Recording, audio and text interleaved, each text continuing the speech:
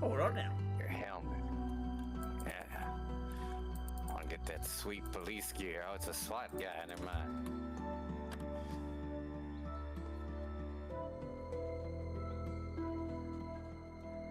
That should be. It should have fixed it. Fucking should be back on Twitch, Kick, and fucking YouTube.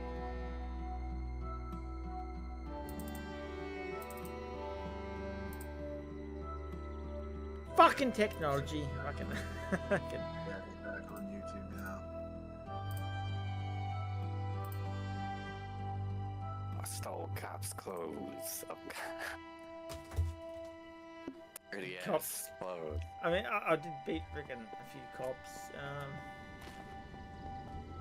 Okay, I'm at a place where there's like dead bodies everywhere, and I can't tell. I'll look on. I got scratches. Shit. I'm jumping out. I had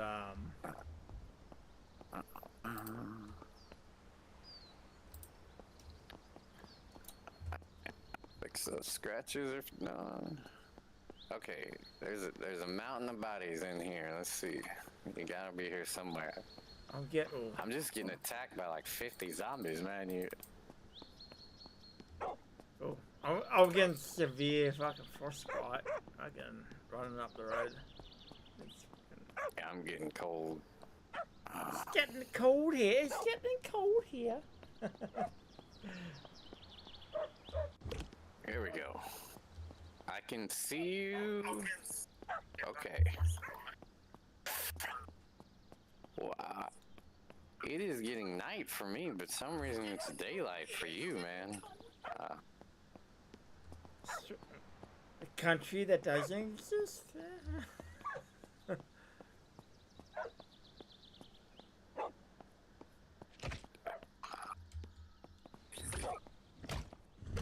Fuck off, cunt.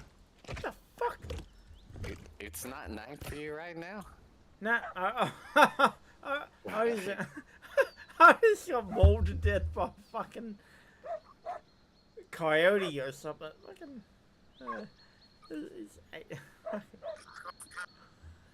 I'm gonna be blasting the alarm and the headphones, man. I mean, turn on the high beams, man. Blast the radio. Surely you'll be able to hear me. Yeah. I see you. I've messed this car up. We probably don't get a new one, or just let's get the hell out of here, man. Yep. Let's go. Let's fucking go. Well, gun shop's probably the best place to go right now. Oh yeah. Give me one second. I keep turning my phone on and off. Alright, we'll just turn around and go to the gun show. Bet. And this car is about to explode. We may want to get us another one.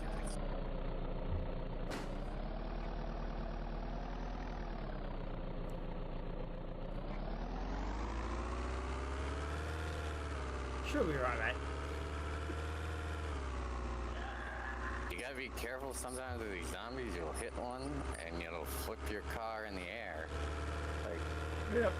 you'll die. Oh, game just. Oh, there it goes. Yeah. I mean, again. So yeah, two dudes fucking. This is a game made by fucking two dudes. Yeah. It is good. It's a good game. Yeah, and.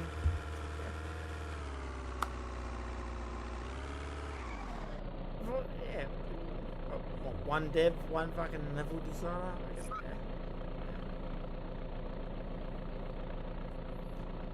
Yeah. Kyle and Ozzy. Yeah. I can. Yeah. On Nazi.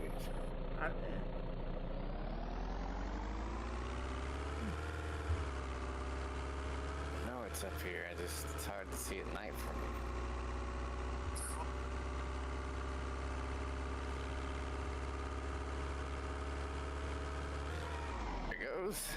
Here goes the gun show. And we'll get a better car because this one's about to explode. And let me get, I got a hot wire you a car, so you'll have one.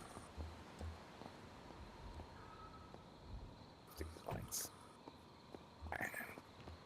Let's just hot wire one real quick. Oh, this one has a key in it. You may just want to get in the driver's seat and turn it on. Bargain bonus. Yeah.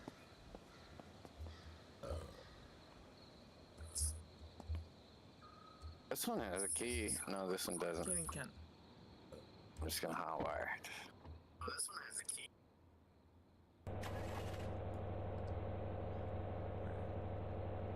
So we got 2 vehicles. We got a gun store in there. Just need some lockpicks to get in there. Looking good in that car. Yeah. Lots of gun stuff gonna be over here at the range and then inside once we get inside there. Like, look in this gun case, see what you find. And did you know that shooting those things gives you weapon skills? Like practicing on these targets? Bet. Yeah. I don't have a lockpick, shit. I should have thought of that. Reading glasses. A school backpack, I need that.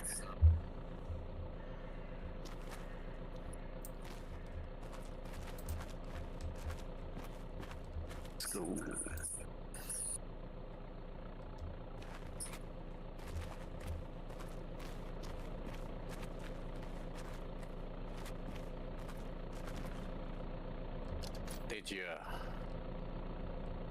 Did you, would you happen to have a lockpick on you? I don't know.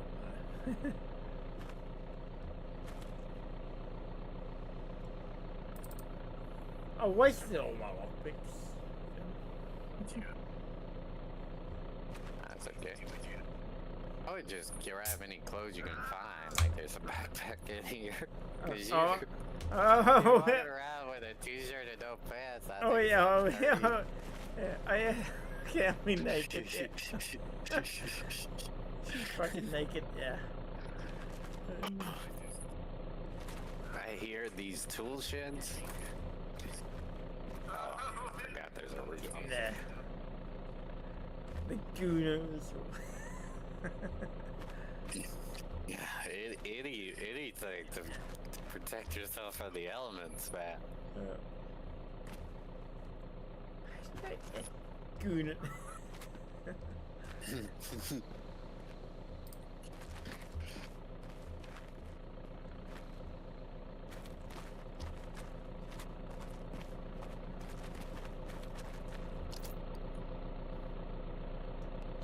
Jeans, okay. Just We looking for lockpicks. we can take jeans, a pair of jeans.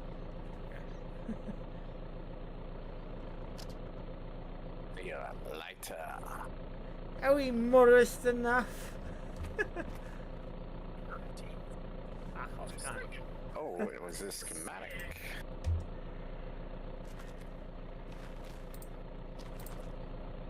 A sauce pot schematic. Ooh, that's a good one.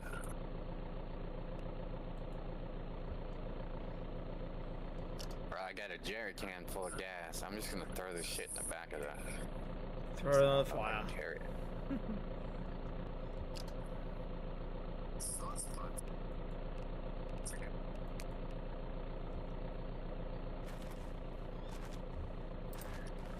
Throw it on the fire. I forgot to do the school backpack.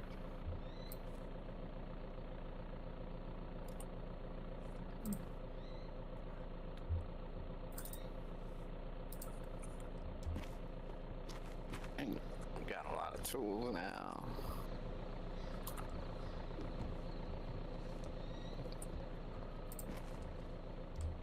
Go ahead. Process. Got that gun. Flathead. I think I can pick this lock for my flathead.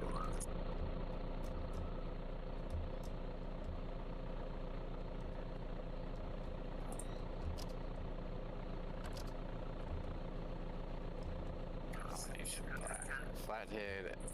Getting late here.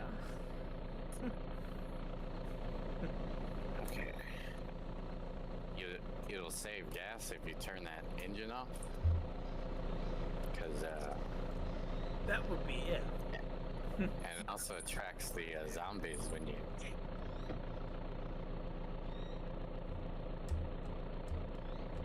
Eat. You gotta go into it and then go to the ignition. Oh, I got me another rake. That's favorite weapons. Adjustable wrench, I need that. Gotta go into it. Wow. Wow. I can get rid of these other pliers now. Locking pliers. I need the mini sledge. Alright, I think all I need is a heavy cutting tool and I can break into that place that's locked. Fucking A. Almost there, man.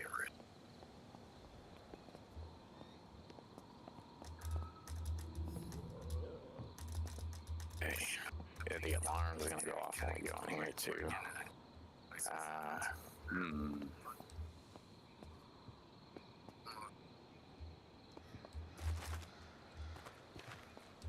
It's a tough lock, okay. Damn it. I wish we would, I wish I had thought about that before we went here. There's a really good base right over here. It's on an island. You may want to set that up as your home base because you're pretty safe. Yep. Put a bed there or sleep in a bed there. We'll get lockpicks and come back here. There's a bunch of guns here. All I need is a fucking knife, man. Give me a knife. Oh, there's a... Give me a knife. Over here. And I'll fucking. And mess them up with knives. I use rakes, man. You call that a knife? Fucking. Got that cunt. Give me a knife. Call that a knife? You I got call a it bread knife for you if you want it, man. a bread knife. I mean, nah. That's all I got.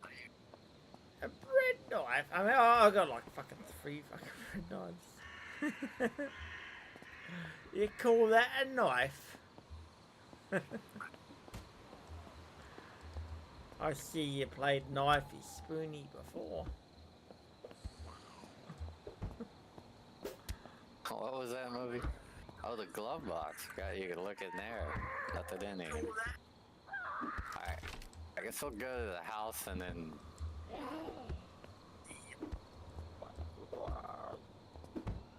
We'll get lockpicks at that house, surely.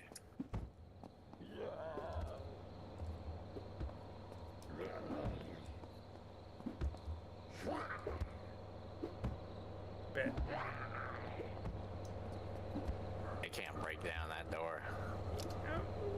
You can't, I mean.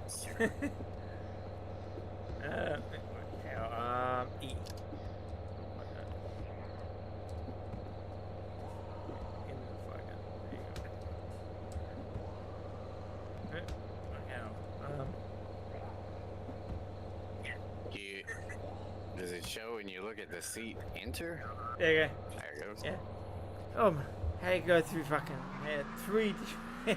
all that. Done.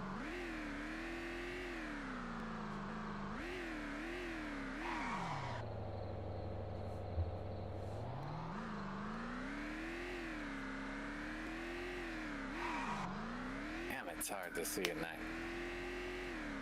Okay, right here. So, see how this is kind of like an island? Bet. You can just build a fence right in front of there, a gate that you can open. And then you have building plots here too. So you can grow pumpkins and shit. Oh yeah. Yep. We are already there, man.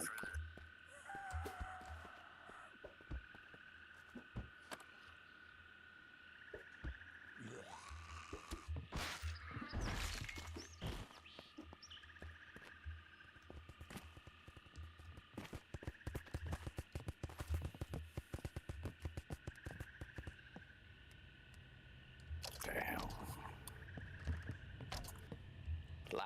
Lockpick.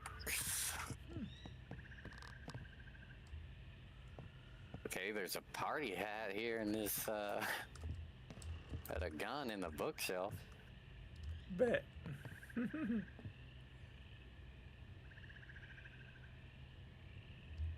take that. I've never seen a party hat. I'll wear it. Where? Yeah. It look like.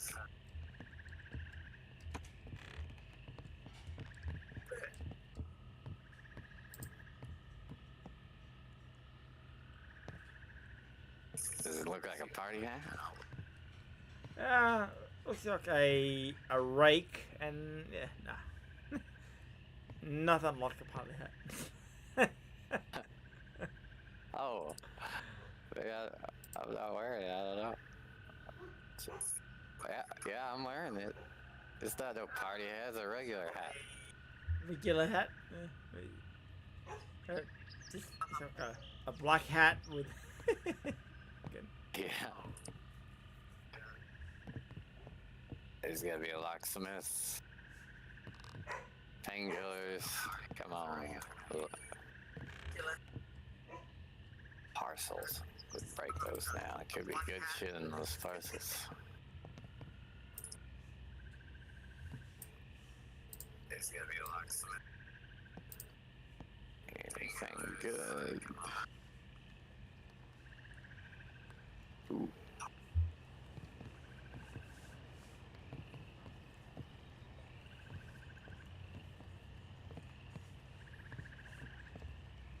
If we just had one lockpick.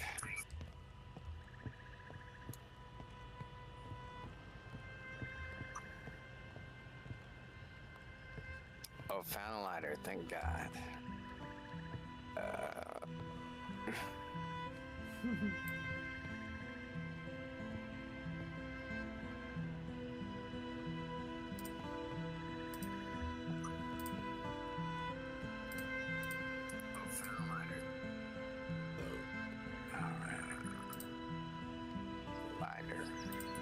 I don't need to use a flashlight anymore. Where do you figure somebody keep their lockpicks if they were a thief in their house?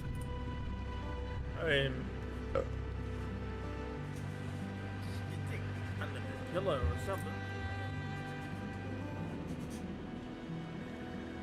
I have locks on me, but not another map. You need a map? No.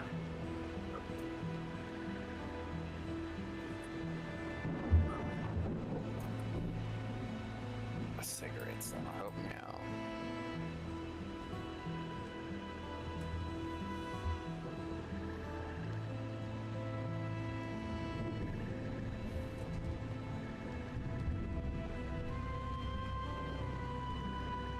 Fuck you, idiot. Ooh, gym bag, okay.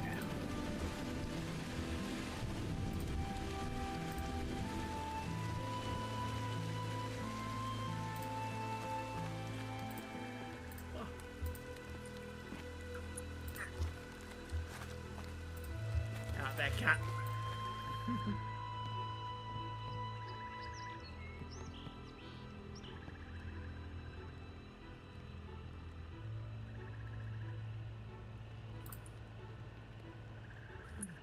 I feel like I can use that.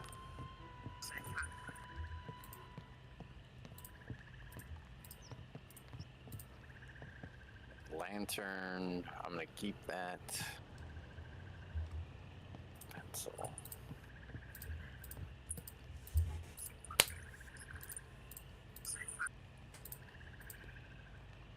I found a shotgun. Okay, that'll be 3. Lantern.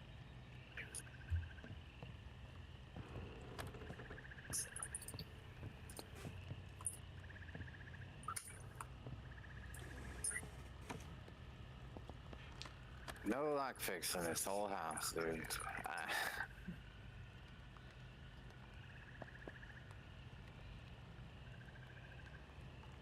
Well, this is a good place to set up your save point, man, because Yeah.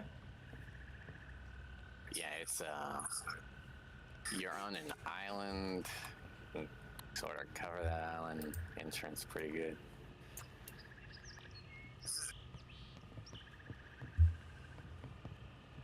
Here goes a shotgun on the wall if you'd like one. Shotgun?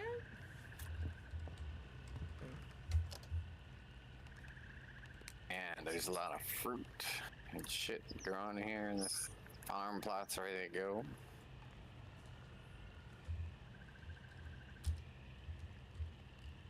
A rebreather and an air tank over here. I'm gonna leave that because it's so much and we need lockpicks. I'm going. Oh, I should probably drink some water or shit.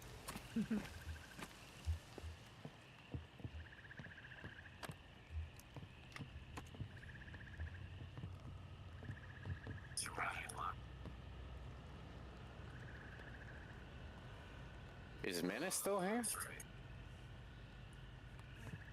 What is so? Somewhere. Yeah. What?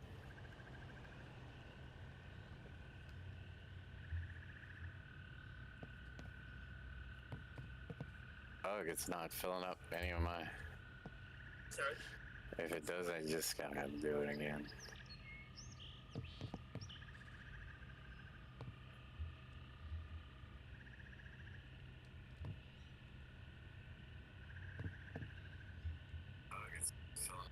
We have no cooking things. Cooking. Got a sauce pot we could throw in there. All right. Make something.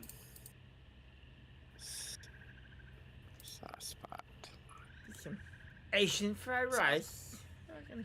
Yep. You can make it if we find some fried rice or some rice. Yeah. Make some fried rice. There's a pot in there, but I No, don't know if I what. can do fucking Roasted corn. what's significant? There's a pizza slice in this fridge. Uncle Roger. Yeah. Uncle Roger. I can't do it, man. I'll get sued if I try to do that. You can't.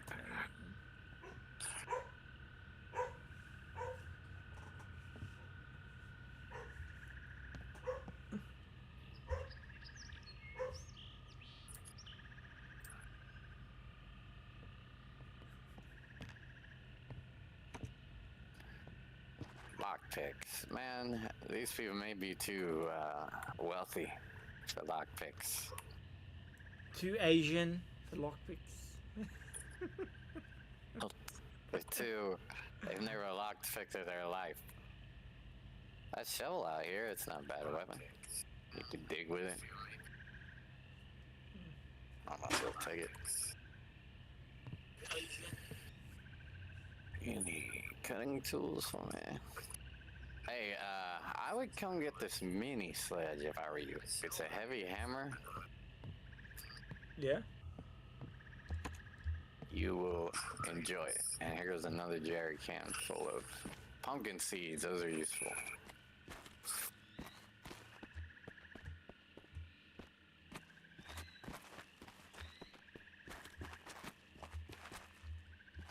Oh.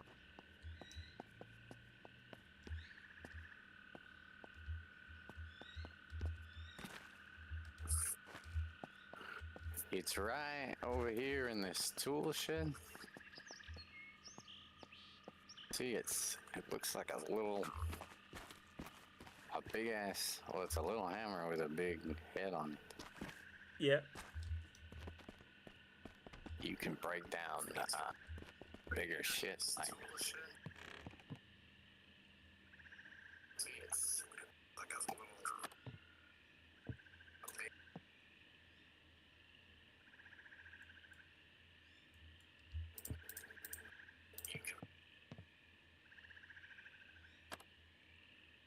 Okay.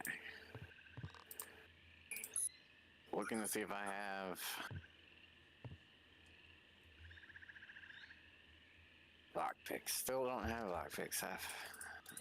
Maybe a little too. We need to pick a more rundown house or something.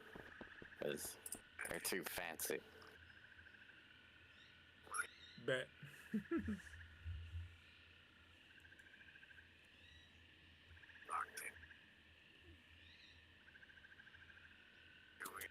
Even this little house on the side, they got more criminal-minded people.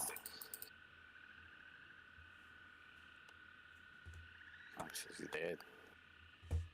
That freaked me out. This zombie was still looking at me. It was dead. Oh, we got a Night of the Living Dead DVD playing in here. Come look at this. Oh, what? Night of the Living Dead DVD. Oh, swear fucking it. I was trying to fucking play that again. Yeah, I'll fucking.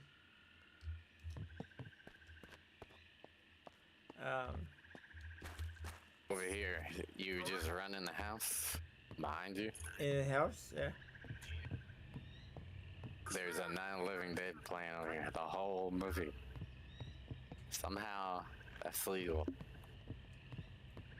Let's go.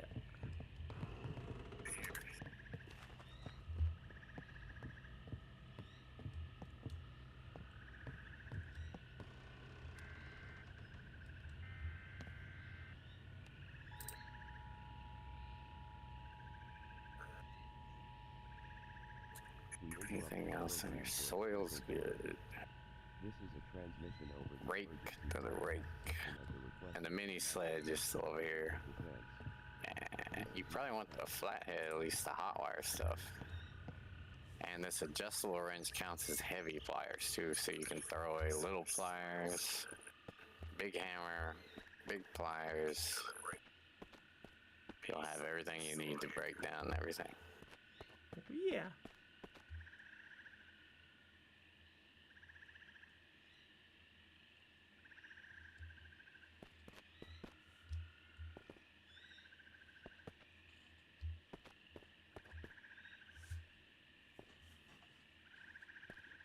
I can break down everything now, okay.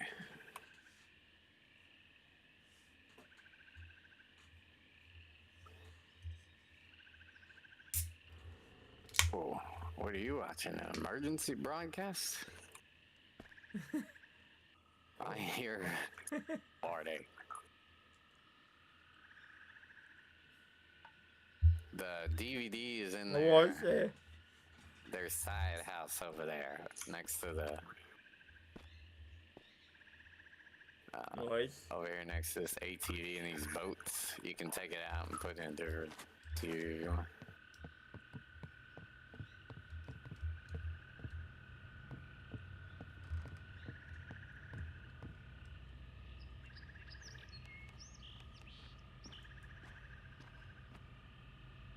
Pathogen detected within the United States of America.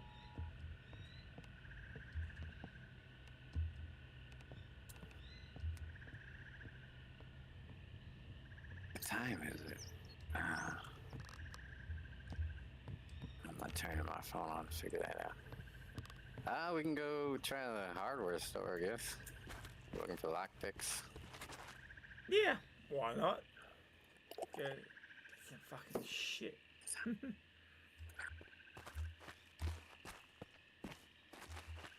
You're driving though. What do you want to take? You want to drive? No, you Oh, can you drive. want me to? You can drive. Okay. Yeah, can't. Oh.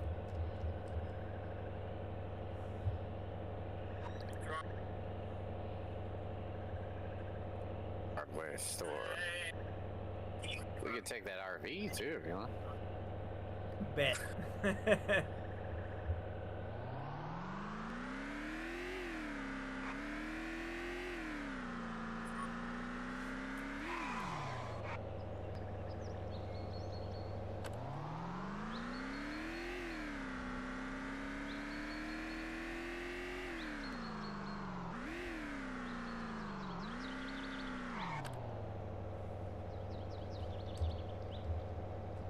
Just making sure, man. I'm not getting bit.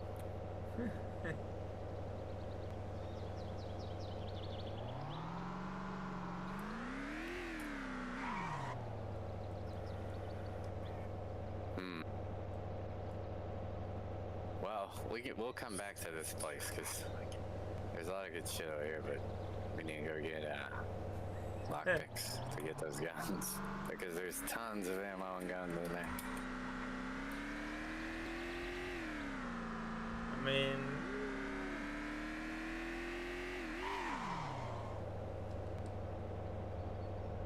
Shit went the other way.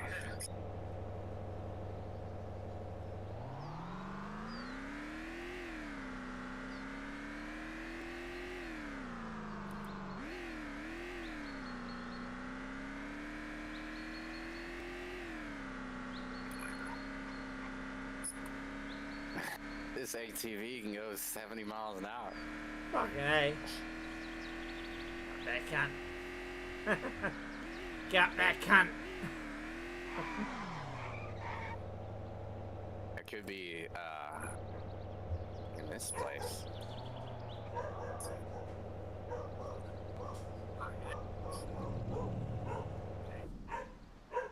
David's Auto Parts.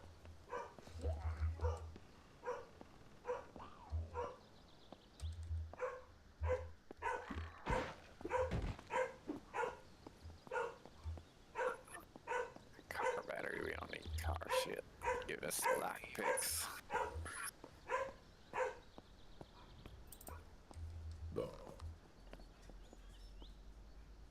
Screw, steel wool. Jumper cables will be good when we run those.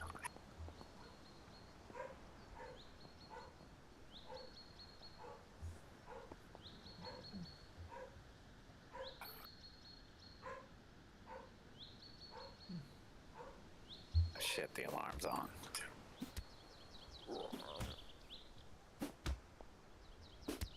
Oh my god. Okay, there's an entire car parts thing in here. Car battery, car chassis, car filter, intake manifold, spark plugs. In a little tiny box that's like 600 pounds. Fuck. Yeah.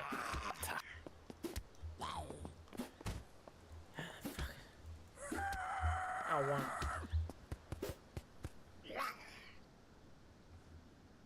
Fuck yourself, cunt. An engine intake manifold in a box that you look like you'd carry some papers in or something. Cunt, just fucking. Fuck off, cunt.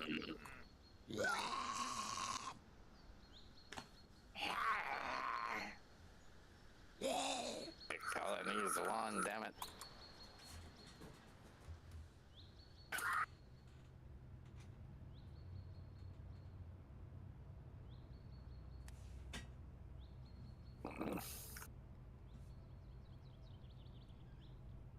What the hell? There's a sarsaparilla machine here.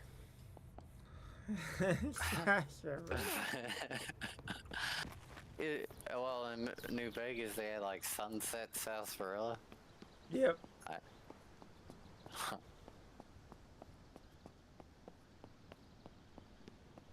says 10 cents, but it's telling me it requires $2. I gotta put this machine. Screw that. I don't want no sarsaparilla that bad.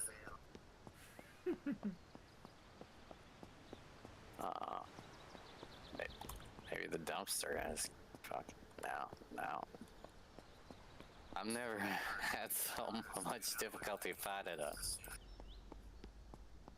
lockpick, man.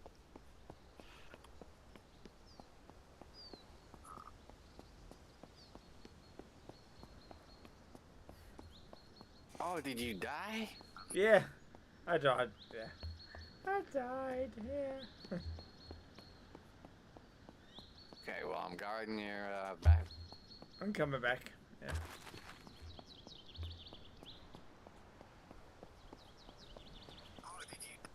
You turn into a Chinese zombie.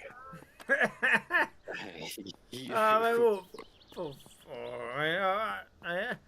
we? If it was Japanese, I'd be a lot more fucking happy. Yeah. Look, you could be Yeah. Japanese. I can't Japan- tell that you. Japanese zombie, yeah, a lot more fucking happy. Yeah,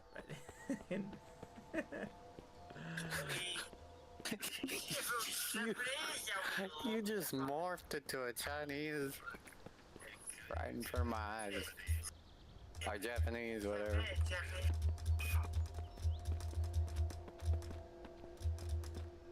I guess you really change whenever you turn into a zombie. Yep. You turn Asian if you're not.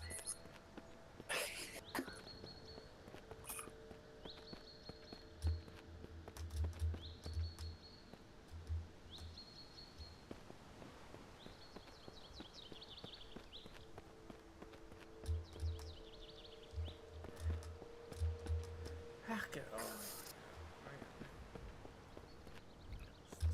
Fucking. I'm Look, guarding your Asian body with my life. Yeah. Nice. Always stealing your shit. I'm used to the multiplayer. Somebody stealing your backpack. No one's going to steal this.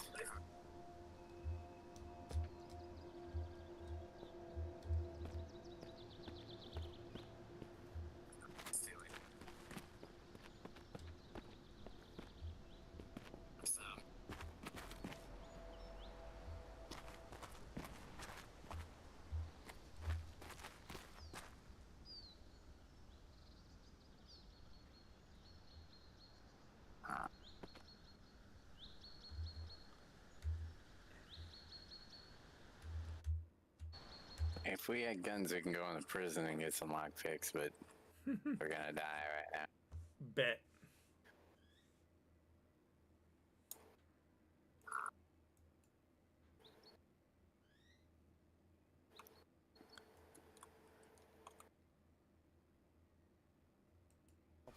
I see you in there. Okay. Oh, we can keep one more, but we'll just end stream whilst I'm doing that. Yeah, I'm fine, Nessus. If anyone's around on Sunday, I actually need to do a repost. I just was too busy to do it today, and then I got distracted, I guess. Is the word I could use tonight.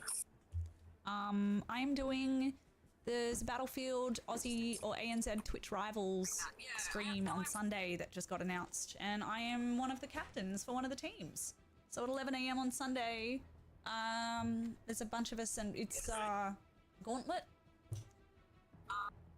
So I will be the captain of one of the few teams playing for the Twitch Rivals Sunday shit. So that should be a little bit of fun. If you guys want to come hang out for that, I have a couple of codes for the game to give away. I think they're just like base codes for No lockpicks.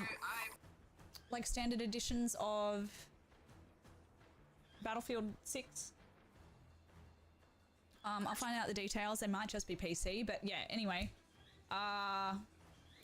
It's a weird time. It's 11 AM my time. Do you guys want to queue for just the same thing? Just any conquest, or do we have preference on maps? Little preference. easy. Okay. Yeah, so I'll be live for that on my channel. I think it'll only be for, honestly, like a couple of hours. I can't see it going for longer than 2 hours. It's just Gauntlet, sort of like knockout mode, and I don't know what else we're doing outside of that. So yeah. If you guys would like to come hang out for that, that'd be cool. I will likely see you maybe Saturday night anyway. But yeah, I've just got some shit at the moment in my life that I now have to work out, and depending on how that goes, I will keep you guys updated on where I'm at and what I'm doing. But yeah, I'm hoping I can maybe. Oh.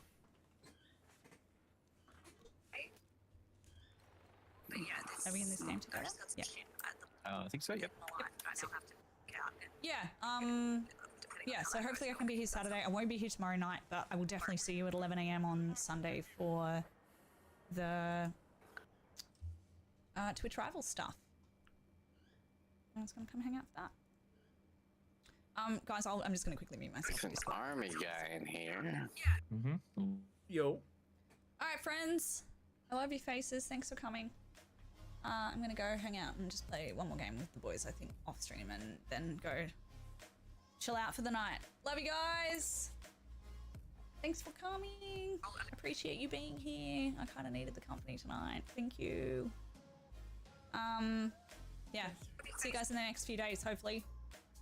Love you butts. Actually, yeah, if you're in Discord, I'll let you know about streams for the next couple of days. But yes, definitely the Sunday. I'll post that in there too for you guys. Bye, friends. Catch ya. See you. Bye.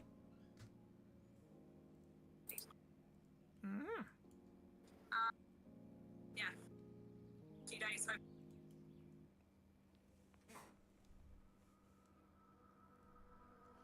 Anyway.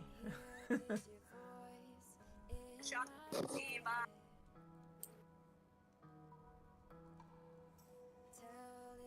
Wow, it's a military pack. Yeah. Bad pack.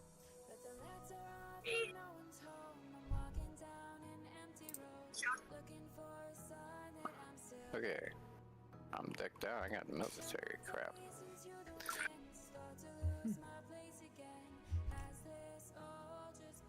Oh, hammer. Not a lockpick anywhere, man. Lockpicking cunt.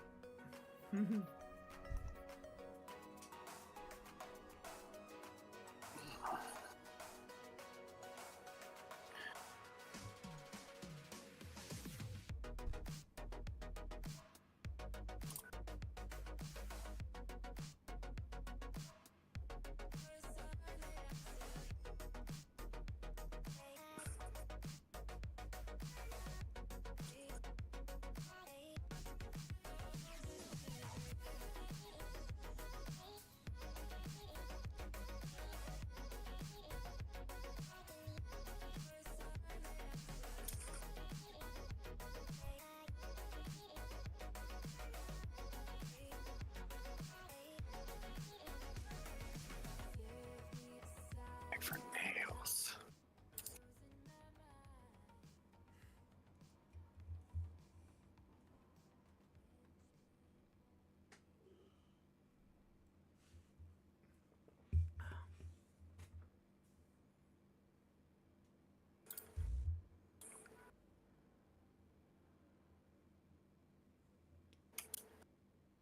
Where you at, zombies? You got lockpick on you, zombie? Yeah, I was Checking everything now, because I'm grabbing the whiskey off the zombies, but fucking A.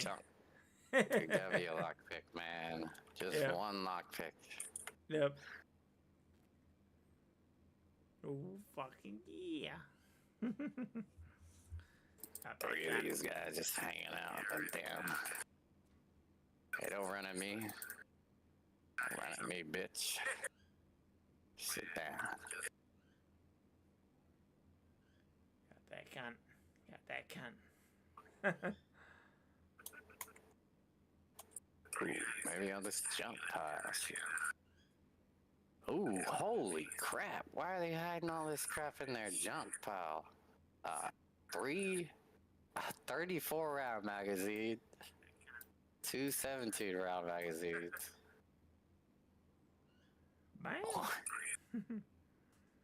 It's just it was in a garbage pile, random garbage pile. I've never seen a 36 round pistol magazine before. I'm from Texas, dude. That's a long. That's a long Bam. magazine.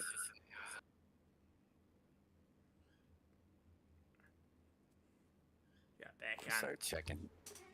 Insulated canteen, man. I'm gonna start checking garbage files more often. Yep.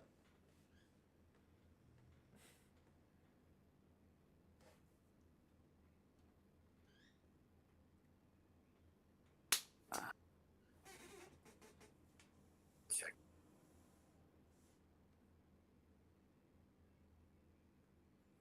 Disc trailer 1. Okay.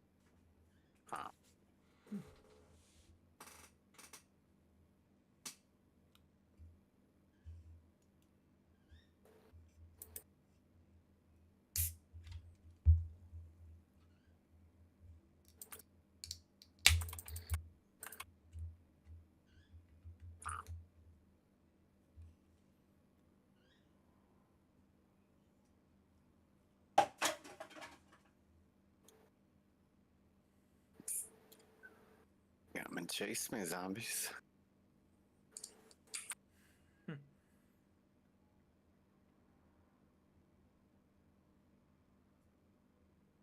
Hell's going on?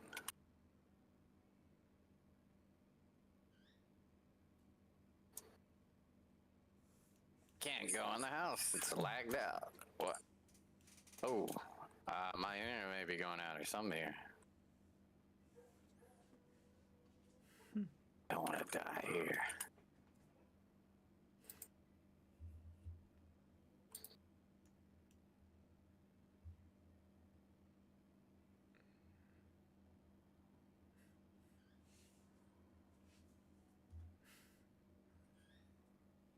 Going through that door, that's weird.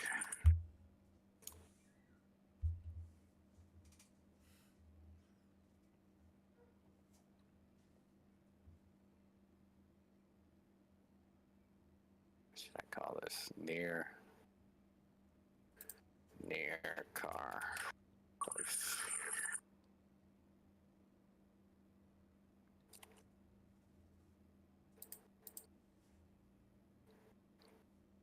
Okay, there's something going on with rubber banding everywhere. I'll be back. Yeah. Should be right.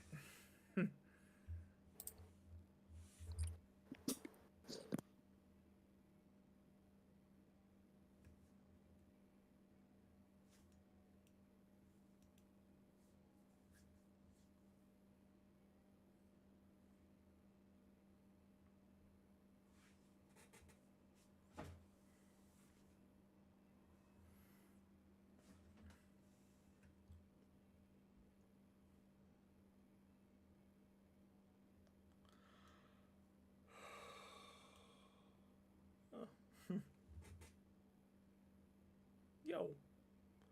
Yeah, alright.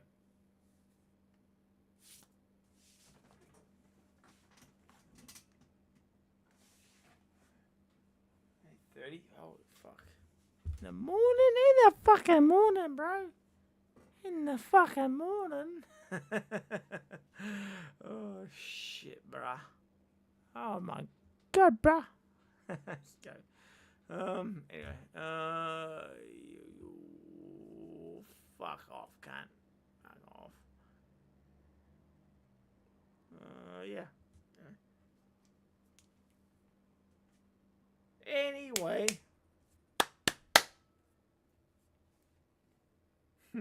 They did it again. I'm like, shut the fuck up,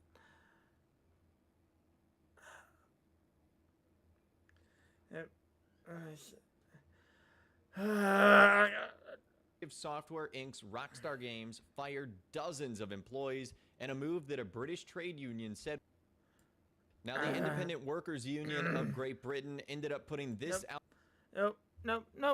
Dude, how the fuck is this cunt? Dude, I can't even fucking how is this cunt still fucking relevant, bro? Do I need to start, mate? Fucking click, fucking bait, fucking video. Go fuck yourself, you fucking cunt. No. Go fuck yourself, you fucking cunt. Yep. No.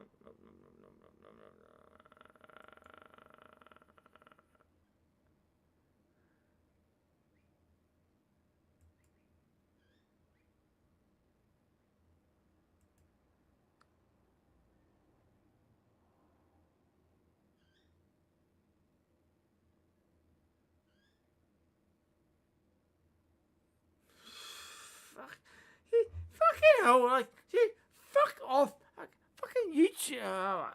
Go fuck yourself, you fucking retarded fucking cunt. You know? You fucking retarded fucking cunt. Okay. Alright.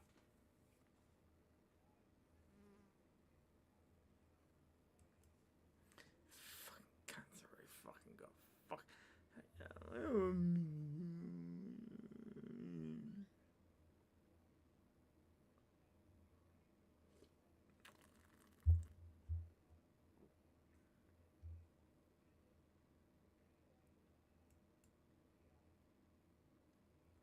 Yeah. And yeah, you don't push my fucking videos. You can't fucking fuck yourself, you fucking cunt. You fuck yourself, you fucking dumb fucking cunt. Yeah.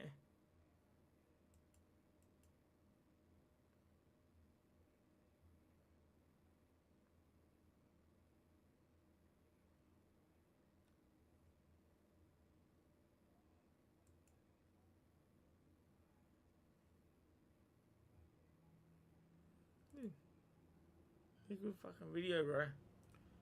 Welcome back, you beautiful bloody legends. Okay, here we have Takizo, the unrivaled, the final duel on hard in Ghost of Yotei. So obviously you need to equip all of his charms to meet him at the top of Mount Yotei. But you do not need to use those charms to beat him. Like, you can use whatever you want. Once you've got past this cutscene here, you can select whatever build you want. Obviously, we just ran with the fully upgraded Undying armor, dual katanas, kunai, Metsubushi, or pocket sand, as I like to call it. But yeah. Dude, I mean, this took me... Like, we were raging hard over this, man. And it's so simple. Again, we did this on hard. Props to anyone who can do it on lethal, but, dude, using this strat, yeah. So, boom, okay, we've met him. Now we switch, this is where we switch back to our armor we're going to use and our charms. I highly recommend the charm of flame. It's essentially the charm that your kunai will inflict fire damage on him. That's probably one of the key ones you want to use. But dude, use whatever charms you want. But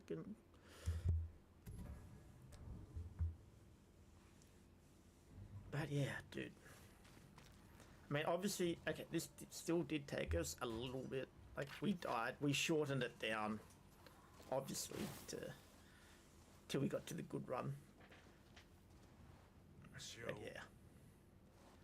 So yeah, dual katanas, kunai, Metsubushi, pocket sand, as I like to call it.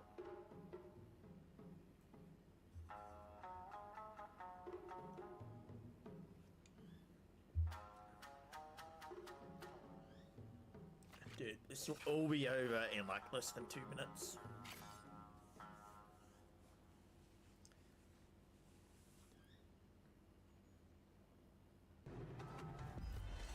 So boom, so immediately open up with the disarm attack on Ryu's Howl. Now, that knocks his katanas out. Now, all you gotta do is just stop him from getting his katanas back, because if he gets his dual katanas back, you're pretty much fucked. He will one-hit you every time. So every time he goes for that roll there, hit him with a kunai. You got 7 kunai if you're fully upgraded. Boom. See again, he's going for the kunai.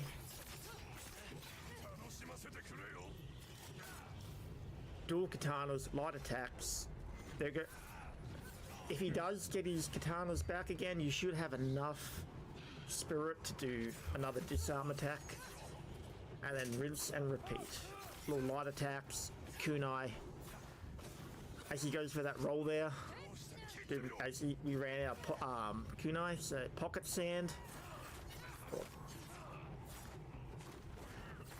Goes for the roll, you get him mid-roll, he won't be able to block that. Pocket sand. 3, 2, 1, and you're gone play stay Alden. It's that simple, bro. It's that simple. いい勝負だった。なかなかやるだろう。この景色を見ながら死ぬのは悪かねえな。あんたが天下無双だ、アツ。俺と違って異名に恥じぬ剣士であれ。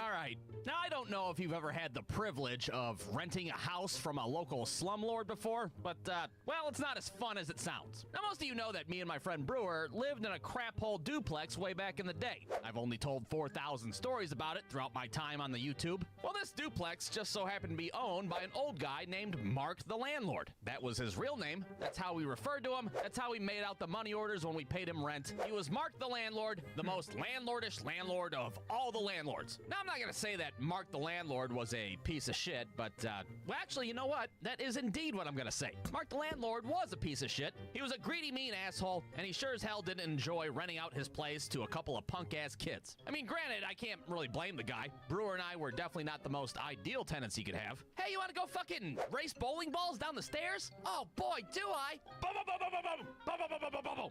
Ah, my fucking leg! So knowing that we were indeed incompetent assholes, Mark the Landlord was always trying to stop by spur of the moment to make sure we weren't trashing the place. Now you might be sitting there like, well, according to chapter 5321 in the revised Ohio Rental Code, landlords need to give a 24-hour notice before entering the premises. Yeah, well, not fucking Mark the Landlord, that's for sure. His ass just shit all over chapter 5321 of the Ohio Revised Rental Code. Hell, he'd call me up when he was en route to the duplex and he'd be like, hey, it's Mark the Landlord. I'm swinging by to make sure the duplex is clean and you guys aren't fucking my shit up. Okie dokie, that's fine with me. Everything is definitely spick and span here, that's for sure. So as soon as I hang up the phone, I'm like, fucking red alert, the Gestapo's on its way. And then me and Brewer run throughout the house like it's the beginning of a Home Alone movie, trying to make the place look as presentable as possible. 5 minutes later, Mark the Landlord busts through the door like, what the hell's going on in here? Do I smell smoke? Why the hell are you guys so sweaty? Are you guys smoking cigarettes in here? And what the fuck happened to the stairs down here? Damn near looks like somebody threw a goddamn bowling ball down it. We have no idea, do we, Brewer? Nope, sure don't. But it was probably that piece of shit neighbor that lives downstairs. So Mark the Landlord would then inspect our living situations like he was a goddamn social worker trying to take away our kid. Me and Brewer would just follow behind him like obedient children. How'd we do, Papa? Are we good little boys? Now, it was imperative during these little Gestapo inspections that we kept Mark the Landlord's ass away from the back door. And that is because behind the back door was where we kept all of our fucking garbage. Now, you might be sitting there like, why the hell did you guys keep your garbage there? Well, you see, Brewer and I were kind of, what's that word? Oh, that's right, lazy pieces of shit. And when we would go to take out the garbage, we would just throw it out on the landing behind the back door, and we'd just deal with it later. Well, we're not gonna fucking take every single garbage bag downstairs and put it in the garbage can. What are we, fucking training for the Iron Man competition? Well, lo and behold, the nightmare scenario happens one day when Mark the Landlord's over inspecting our shit. All of a sudden, abruptly, he's just like, well, I guess the place looks good enough, so I can't evict you assholes yet. I'll just head out the back door. See you later. All right then, Mark, you piece of shit. You have a good day. We'll see you next time. Wait a minute, the back door? Oh, god damn it, don't go out the back door. This dude opens the back door, and what he sees is not only a week's worth of garbage out there, but 2 weeks of garbage out there, because we forgot about fucking garbage day the week prior. Oh man, how did all that fucking garbage get there? Must have been that piece of shit neighbor downstairs again, I tell you what. Now, I don't know if you've ever been face to face with your landlord and, you know, verbally threatened with eviction before, but it's not nearly as fun as it sounds. Somehow we convinced Mark the Landlord that this was a one-time thing. Normally, we're good little boys. We fucking take the garbage downstairs. We train for the Iron Man. We do all that happy horse shit. And guess what? It'll never happen again. Thankfully, his ass didn't kick us out on the street that day. But needless to say, our little tenant-landlord relations were a little strained after that. Well, not too long after fucking hashtag GarbageGate 2009 happened, things between us and Mark the Landlord became even worse. Because that's when Mark the Landlord started to have his crackhead brother come around and do some light maintenance to the duplex. Now, granted, I can't say this guy was a crackhead for sure. I mean, he didn't just like come up to me and be like, hey, it's me, Mark's brother. You know, the crackhead? Anyways, I'm here to put up a new eaves trough. No, he didn't do anything like that, but he was sketchy as hell to say the least. Well, on one particular day, Mark's crackhead brother is in the basement dicking around with the furnace, and right next to that furnace is a bunch of boxes filled with my old toys from childhood. Well, the next day I go down in the basement, and all of those boxes have suddenly vanished. So I go ahead and give Mark the Landlord a nice little telephone call. Hello, Shitty Rental Properties. This is Mark the Landlord speaking. Yeah, hi, Mark. I'm pretty sure your crackhead brother just stole a bunch of my stuff. What? What are you talking about? He didn't steal anything, and he's not a crackhead, all right? He's a fucking pillhead, and there's a big difference. So get it straight. Yeah, well, a bunch of boxes by the furnace are not here anymore. Well, he did say he threw a bunch of garbage out because it was cluttered up around the furnace. That bunch of garbage was my childhood, you slumlord piece of shit. Yeah, that's right. All my toys from my childhood were now gone. We're talking my sweet Fisher-Price castle, my mini football helmet collection, my goddamn neglected-ass generic Tamagotchi, all probably taken to a pawn shop somewhere so Mark's crackhead brother could get his next fix. Hey, how much can I get for this 2D from the Facts of Life lunchbox? Oh, fuck, dude, I don't know, $1.50? You got a deal. Well, after that fiasco, me and Brewer start thinking maybe it's time to move out of the duplex and onto greener pastures. Surely we can find a better fucking rental agreement somewhere with some nicer stipulations. Well, what finally pushed us over the edge was when one day I went to go take a shower and realized I couldn't because the water was shut off. Now, if you've seen my being broke video that I've made 4,000 years ago, you know that us getting utilities turned off was basically a fucking lifestyle for us back then. However, what I failed to mention in that video was that the water bill was never our responsibility. Per Chapter 5321 Ohio Rental Code, a landlord's obligated to supply running water. But of course we know how Mark the landlord feels about Chapter 5321 now, don't we? But regardless, I give him another phone call, and I'm like, hey Mark the landlord, the most peculiar thing just happened. We don't have any running water. And Mark the landlord's response was, oh yeah, I know. The water company said they were doing some work on the pipes, so they had to turn the water off. Now at the time, that seemed reasonable to me. I mean, I was just an 18-year-old kid at the time. I didn't know dick about shit. I was like, fine, that's all right. No more water, no big deal. Well, imagine my surprise when a few days go by and we still don't have any running water. Yeah, well, that's pretty rough living if you ask me. I mean, we're fucking dumping flat Mountain Dew into our toilet just so we could flush our shit down. What is this, Pakistan? So I call the water company to see if they could give me some sort of a timetable for when our water's gonna be back on, and that's when they decide to inform me that we have an unpaid bill, and that's why our water was shut off in the first place. So I hang up the phone, slightly perplexed, and then it dawns on me. That motherfucker lied to me. So once again, I call up my good buddy Mark the landlord, and I'm like, hey Mark, guess what? Just got off the phone with the water company. According to them, you're a lying piece of shit. All right, take it easy. Look, I was gonna pay the water bill tomorrow, all right? It was high as hell. You guys keep flushing the toilets over there. What do you guys got, fucking Crohn's disease? Well, for me, that was it. That was the last straw. I can deal with Gestapo inspections and crackheads stealing my Pez dispensers, but if I gotta fill a toilet bowl up with Pepsi products just to take a shit, well, that's where I draw the goddamn line. Me and Brewer packed up our shit, and a few weeks later, we moved on to greener pastures. And by greener pastures, I mean an even shittier house with, believe it or not, an even shittier landlord. But if you want to hear that story, you're just gonna have to sit around and wait for fucking Bad Landlord Part 2, Marvin, the piece of shit landlord, because that is an entire separate story. The end. Brewstew.com.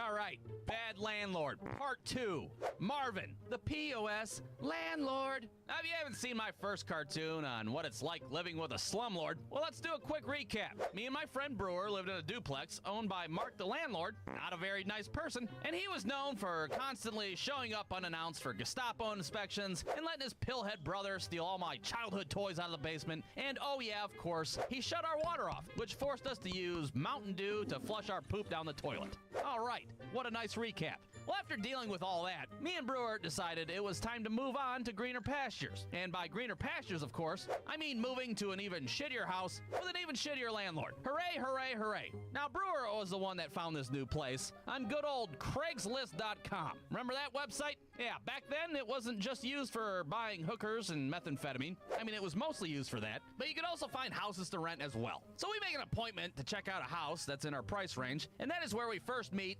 Marvin, the piece of shit landlord. Now, of course, we didn't know he was a piece of shit when we first met him, but he sure as hell wasted no time lying right to our fucking faces, let me tell you. Hi, I'm Marvin the landlord from Pisshole Rental Properties. How you guys doing? Good, Marvin the landlord. Nice to meet you. You're not like one of those piece of shit landlords, are you? Oh, no, of course not. Me? No, I'm one of the good landlords.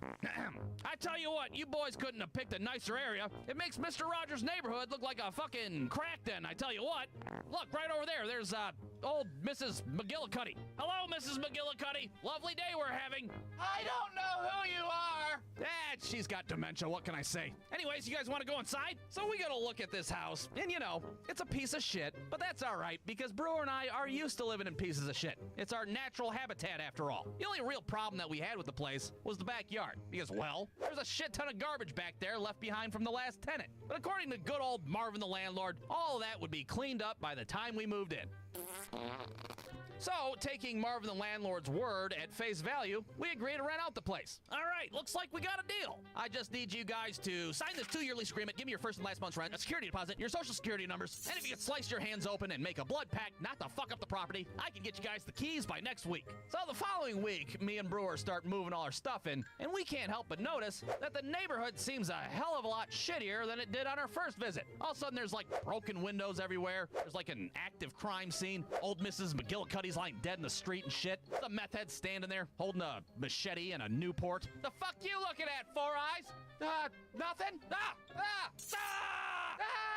Oh, God, get in the fucking house. Yeah, I don't know what kind of David Copperfield shit Marvin the landlord pulled off, but presto abracadabra, suddenly the neighborhood is a complete shithole. But hey, guess what? We signed a 2-year lease. Looks like it's home sweet home for the time being. I thought Marvin the landlord said this was a happy place. Yep, I thought so too. I don't think he's one of the good landlords, is he? No, Brewer, I don't think there's such a thing. Well, imagine my surprise when a few days later, I'm leaving the house to go to work, and I see that my car has a slashed front tire, and the words, bitch, ho, are spray painted on the side of it. Oh, what have they done to my sweet, sweet Chevy Cavalier? But then I look a little farther down the road, and I see that there's another white car, very similar looking to mine, with all of its tires slashed, and many, many more bitch hoes spray painted on the side of it. Now, I'm no Columbo, but I'm guessing what had happened was, late last night, some piece of shit wanted to get revenge on his ex-girlfriend, but he was so drunk, he didn't realize he was vandalizing the wrong car until he was fucking halfway through. Ah, fuck, wait a minute, this isn't a Dodge Neon. Whoops. So I decided to go ahead and give Marvin the landlord a call because, well, he straight up lied about how great this neighborhood was. Hello, pisshole rental properties. Marvin the landlord speaking. Yeah, hi. Just letting you know my car just got fucked 6 ways to Sunday out in the street. Oh, really? Sorry to hear about that. But, what's that got to do with me? Because you said this place made Mr. Rogers' neighborhood look like a fucking crack den, that's what. I did? Ah, well, that's weird. I've never even seen Mr. Rogers' neighborhood. Oh well, sorry to hear that. Bye-bye. And just like that, in so many words, Marvin the landlord told me I could go fuck myself, and it was none of his business. Well, needless to say, I had a real rootin' tootin' time that day, driving to work on a donut with my bitch ho-mobile. Ah, dude, what the hell happened to your car? Shut up, Debbie. I'm a part-time NASCAR driver. Sponsored by Bitch Ho Enterprises. Fuck off. Leave me alone. Now, lying about the neighborhood being a shithole is one thing, but another thing that Marvin the landlord seemed to gloss over was the fact that the house was completely infested with rats. Now, why was it infested with rats, you ask? Well, I don't know. Maybe it had something to do with the fucking mountain of garbage out back that was never taken care of. Now, you might have seen an old cartoon that I did 4,000 years ago about me fighting a bunch of rats over control of our household. But if you haven't, well, basically, these rats were our own personal shitty deadbeat roommates. They'd eat all our food in the kitchen. They'd use our fucking Netflix account without asking. You'd be trying to sleep at night. All of a sudden, a rat's trying to get you to co-sign on an auto loan for a used Honda Accord. Come on, man, my debt-to-income ratio's fucked. Just sign the bottom line. It's a good deal. Well, you can bet your ass that I called up Marvin the landlord to let him know about our little shitty rat situation. Hello, pisshole rental properties. Marvin the piece of shit, or Marvin the landlord speaking. Hey, Marvin the landlord. Guess what? We got a bunch of rats in this bitch. Ah, what? You got rats? Are you sure? Yeah, Marvin, I'm pretty fucking sure. Ah, man, well, that's weird. I've never even seen rats there before. Oh, well, sorry to hear that. Bye-bye. Hey, wait a minute, goddammit. Could you, like, oh, I don't know, maybe send out an exterminator? An exterminator? You mean, like, one that costs money? Yes, Marvin, it's pretty fucking bad over here. Well, eventually, Marvin the landlord agrees to get somebody to come out to our house and deal with this goddamn rat situation. Well, imagine my surprise when a few days later, the doorbell rings. I go and open the door, and guess who's there? Not a fucking exterminator, I can tell you that. Instead, there's 2 rat traps left behind on the ground with a little post-it note attached to them. Good luck. Go get him, Tiger. Marvin the landlord. Oh, okay, cool. I guess we're the fucking exterminators then. That's neat. So after getting next to no help from Marvin the landlord, me and Brewer had no choice but to fight these rats all on our own. Oh shit, we need an airstrike now. Bombs, napalm, fucking Agent Orange. Who gives a shit? We need help. Again, if you want more details, go check out my old rat hunting video. Or don't, I'm not your dad. I can't tell you what to do. Just know that eventually, me and Brewer had to violate the Geneva Convention and use chemical warfare to poison all those fucking rats. Well, after dealing with that whole situation, me and Brewer were not trying to live in that house any longer. I mean, it's probably only a matter of time before that meth head out in the street breaks in and has his way with us. Ah!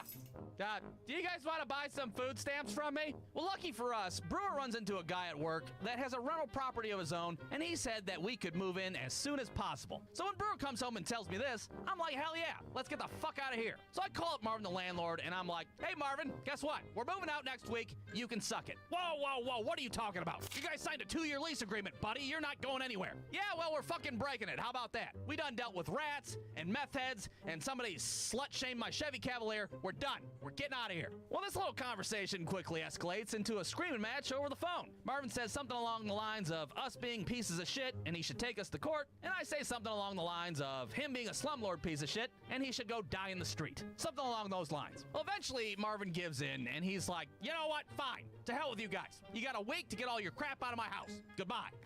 Fucking kids these days. Can't even deal with a meth head or a few dozen rats. Unbelievable. So after breaking our lease, Brewer calls up the guy from his work to let him know that we're good to go. Hi, it's me, Brewer. You know, the guy from Circle K? No, the other guy. You know, the guy that you think is weird, but you look past it because I gave you free Polar Pops? Yeah, that's right. Hey, I'm just letting you know that we're ready to move in. Uh-huh. Uh-huh. Oh, I see. Okay then, bye-bye. He said he already rented that place out to somebody else. What are you talking about? Brewer, I just broke our lease and called Marvin a slumlord piece of shit. Yeah, you probably shouldn't have done that. Well, we are now in quite the pickle, and it's becoming apparent that we have one of two choices to make. We can either A, live out on the street and start smoking crack, or we can B, call up Marvin the landlord and apologize for, you know, calling him a slumlord piece of shit. Well, at first, I was like, fuck it. We can live out in the street. I can learn how to smoke crack. It can't be that hard. But then I was like, no, I can't do that. I was a Cub Scout, for Christ's sake. I took an oath not to smoke crack. So once again, I call up Marvin the landlord, but you bet your ass I am not going to apologize. Hey, Marvin the landlord, it's me again. Guess what? We're gonna do you a favor, we're gonna stay here, and we're not gonna break the lease. What? Are you serious? You're gonna keep giving me money, even though I'm a complete and utter piece of shit? Yep, that's right, and it has nothing to do with us not having another place to live. Damn. You're welcome. Fuck off. Thanks for nothing. So in the end, I guess Marvin the landlord won the battle because we ended up staying in that shithole house. But you bet your ass, as soon as that lease was up, we got the hell out of there and moved on to greener pastures. And by greener pastures, I mean a halfway decent house with, believe it or not, a halfway decent landlord. Wow, look at that, we found one. But if you want to hear that story, well, you're just gonna have to wait till, well, never, because there really isn't much of a story to tell. I mean, there's no rats or meth heads out in the street. It wasn't fucking haunted. We didn't get a utility shut off. What can I say? Life's not always a goddamn M. Night Shyamalan movie, all right? So here's to you, Mark and Marvin, the pieces of shit landlords. If you're out there to this day still ripping people off, well, I hope your next eviction is a fucking nightmare, and I hope a sick cat pisses all over your carpets. The end. Brosto.com.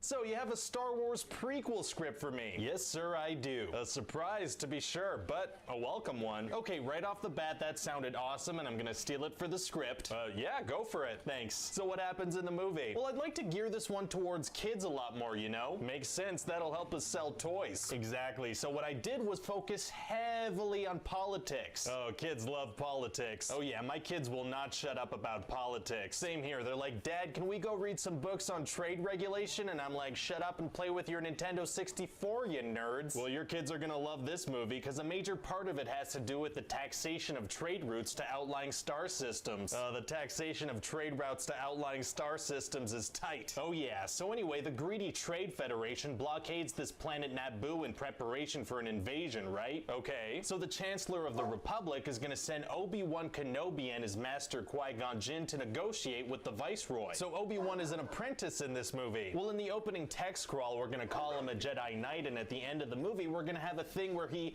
becomes a Jedi Knight. The Jedi's so nice, they knighted him twice. Exactly. Hasn't he already said that Yoda is the one who trained him, though? Yeah, whatever. Fair enough. So is Obi-Wan like the main character in this thing? Well, I wouldn't say that. So who's the main character? I don't know. Probably not important to know that anyway. Anyway, so this bad guy Darth Sidious orders the Viceroy to kill the Jedi. Oh, how are they gonna do that? They're gonna gas them for about 15 seconds and then send some battle droids to shoot at them. Oh, I like the sound of battle droids. Is it hard to destroy them? No, super easy, barely an inconvenience. Oh, really? Yeah, they're really bad at their job and the Jedi cut through them like butter. They don't sound very threatening. They won't be. So what happens next? Well, Qui-Gon and Obi-Wan are gonna use force speed to run super fast and escape. Oh, force speed. I bet that's gonna come in handy later in the movie. They will never use it again. Oh, they won't. Okay. And then they're gonna see that there's a droid army preparing to invade Naboo, so they're gonna be like, we have to go warn them. So what do? They sneak onto the droid ships. They're gonna try to warn the Naboo of an invading army by flying in with the invading army? That's right. Huh.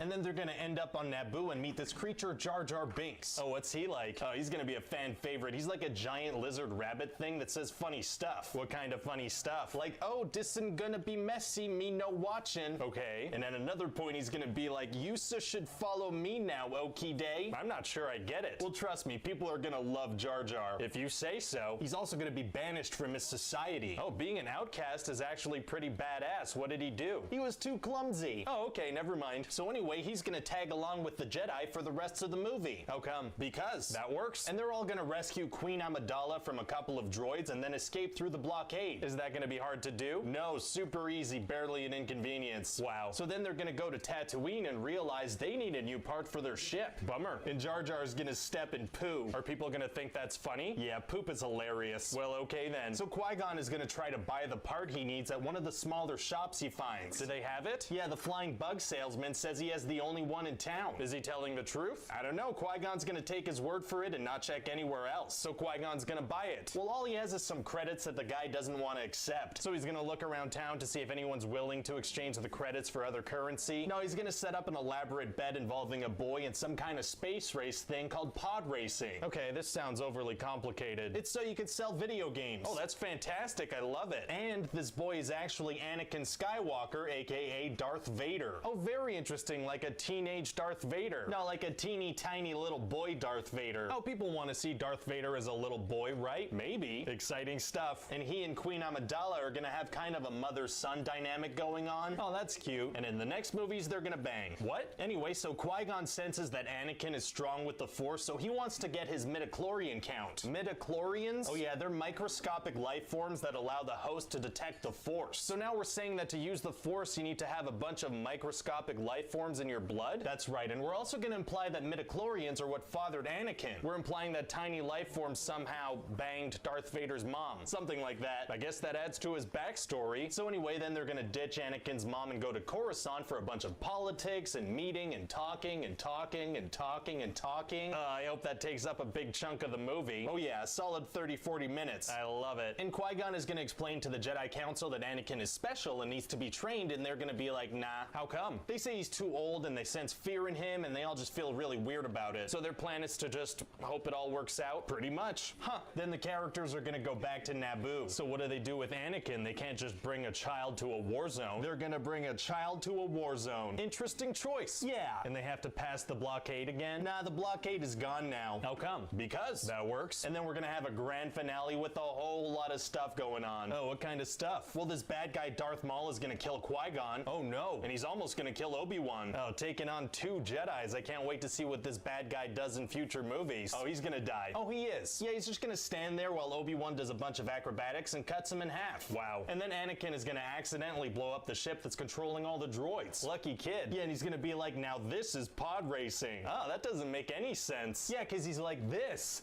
This is pod racing, but it's not pod racing, right? No, it's not. So why does he say that? Because he's all excited. So he's like, this is pod racing. Okay, so how does the movie end? Well, then the Jedi are gonna agree to let Obi-Wan train Anakin. Why? Because Qui-Gon wanted that. Right, but didn't they feel weird about it? Yeah, they still do. So what's changed? Anakin blew up the ship, I guess? Wasn't that an accident? It was. Huh. So what do you think of the movie? Well, I'll tell you one thing. If people don't like this movie, I doubt we'll ever see any Star Wars prequels ever again. Probably a good move.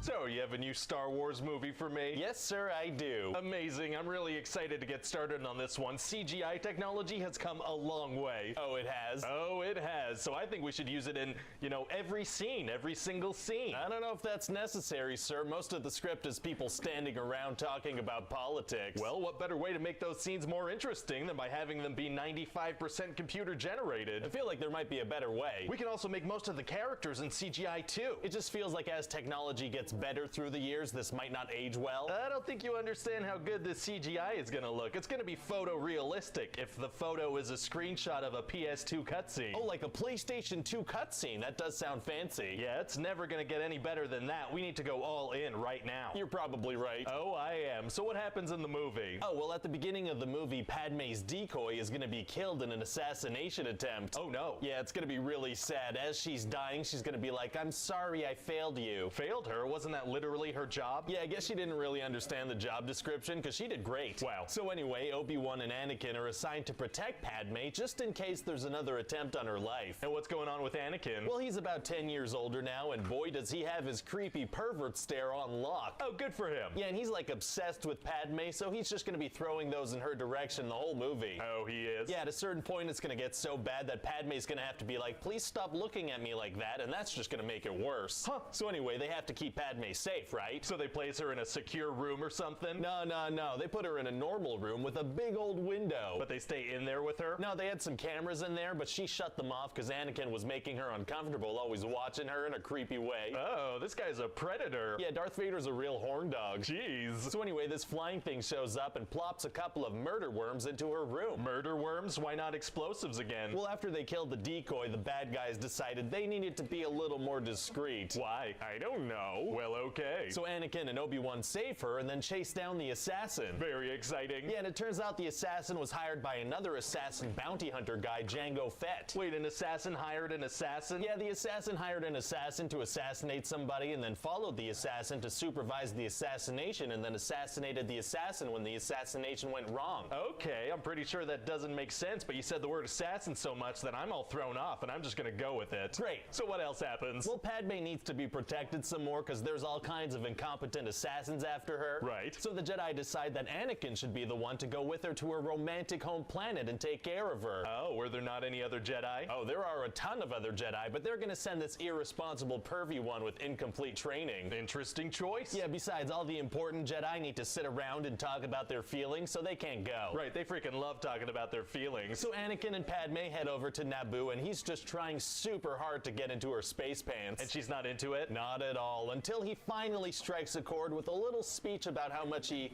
frickin' hates sand. Oh, and that's what does it for her? Yeah, and he also calls her soft and touches her exposed skin without permission. Oh, dissing sand and rubbing skin is tight. Oh yeah, it's irresistible. So she kisses him, but then she's like, oh no, I can't. Because she met him when he was a child and this whole thing is super weird. No, she's over that now. Now it's because she's a senator and he's a Jedi. Is that not allowed? Nope, it's not. Why not? Because. Well, okay then. Anyway, then Anakin's gonna have a dream that his mom's in trouble, so they head over to Tatooine. Okay. And when he finds her, she's like, now I'm complete, and she dies. Oh my god. Yeah, so then Anakin just massacres the Tusken Raiders that kidnapped her and then heads back to Padme. Jeez, does he tell her what he did? Yeah, he's like, I didn't just kill the men, I killed everyone. The women, the children. Well, it's gonna be hard to make her fall in love with them after something monstrous like that. Actually, it's gonna be super easy. Barely an inconvenience. Oh, really? Yeah, it seems like that makes her like him even more, because a couple of scenes later, she's like, I truly, deeply love you. That is how women talk. Oh, I'm glad you said that, because I've never spoken to a real one, so I just took a wild guess. So is there anything else going on in this movie besides the love story? That will be most of it, to be honest. Oh, people will be into that, right? Fingers crossed. But we're also gonna have Obi-Wan wandering around investigating stuff. Oh yeah? Yeah, he's gonna find this place where some aliens are building a big clone army. Why are they doing that? Because like 10 years ago, a Jedi named Sifo Dyas told them to and then died. Oh, tell me more about this Sifo Dyas. No. Oh, okay. Anyway, so eventually Obi-Wan gets held captive on Geonosis by a bad guy named Count Dooku. Okay. And so Padme and Anakin try to rescue him, but they get captured too. Oh, no. Yeah, so they all get put in this big arena so they can be killed by monsters. Wouldn't it be better for the bad guys to just kill them immediately instead of placing them in a situation where they can escape? Probably, but then the movie would be over, so they're gonna go with this stupid, dumb idea. Gotcha. So then this big kitty cat monster is gonna swipe at Padme. Oh, what happens to her? Well, her tight shirt turns into a tight crop top. Oh, thank you, kitty cat. And then a bunch of Jedi show up and a bunch of clones show up and they fight a bunch of droids. Wow, wow, wow. So Count Dooku tries to escape on this speeder bike thing. Oh, a bike speeder thing, huh? Is that gonna look cool? No, it's gonna look like somebody in a Walmart parking lot that hit the gas too hard on their scooter. Oh, okay. So then the main characters chase him, but Padme falls off the ship. Oh, no. Yeah, so she's like, man, I gotta get to the hangar to go help them. How does she know they're going to a hangar? Unclear. Huh. So then Anakin and Obi-Wan get to the hangar and fight Dooku a little bit. Very fun. And then Yoda shows up and has a big old lightsaber fight with them. Doesn't Yoda need a cane to walk? He does, but when he's fighting, he's fully able. That doesn't make much sense. Well, do you want to see Yoda bouncing around like a pinball with a lightsaber or not? Not really. Well, it's gonna happen, so definitely get off my back about it. Okay, I'll do that. Great. Hey, how come Yoda and the Jedi couldn't detect all this dark side stuff happening this whole time? Well, the dark side of the Force was being clouded, so they couldn't see it. What was clouding it? The dark side of the Force. Anyway, then Padme and Anakin get married. Wow, so she was really into that murdering women and children thing he did. Sure looks that way. Anything else I should know about? Well, we're gonna introduce a little baby Boba Fett in this movie. Why would we introduce a young Boba Fett? Well, if we give characters more backstory, one day they can have their own spin-off movies. Oh, that's very smart. Yeah, I'm sure people would eat those spin-offs up. I'm sure they would, unless one of them tanks early on and ruins everything. Can you imagine?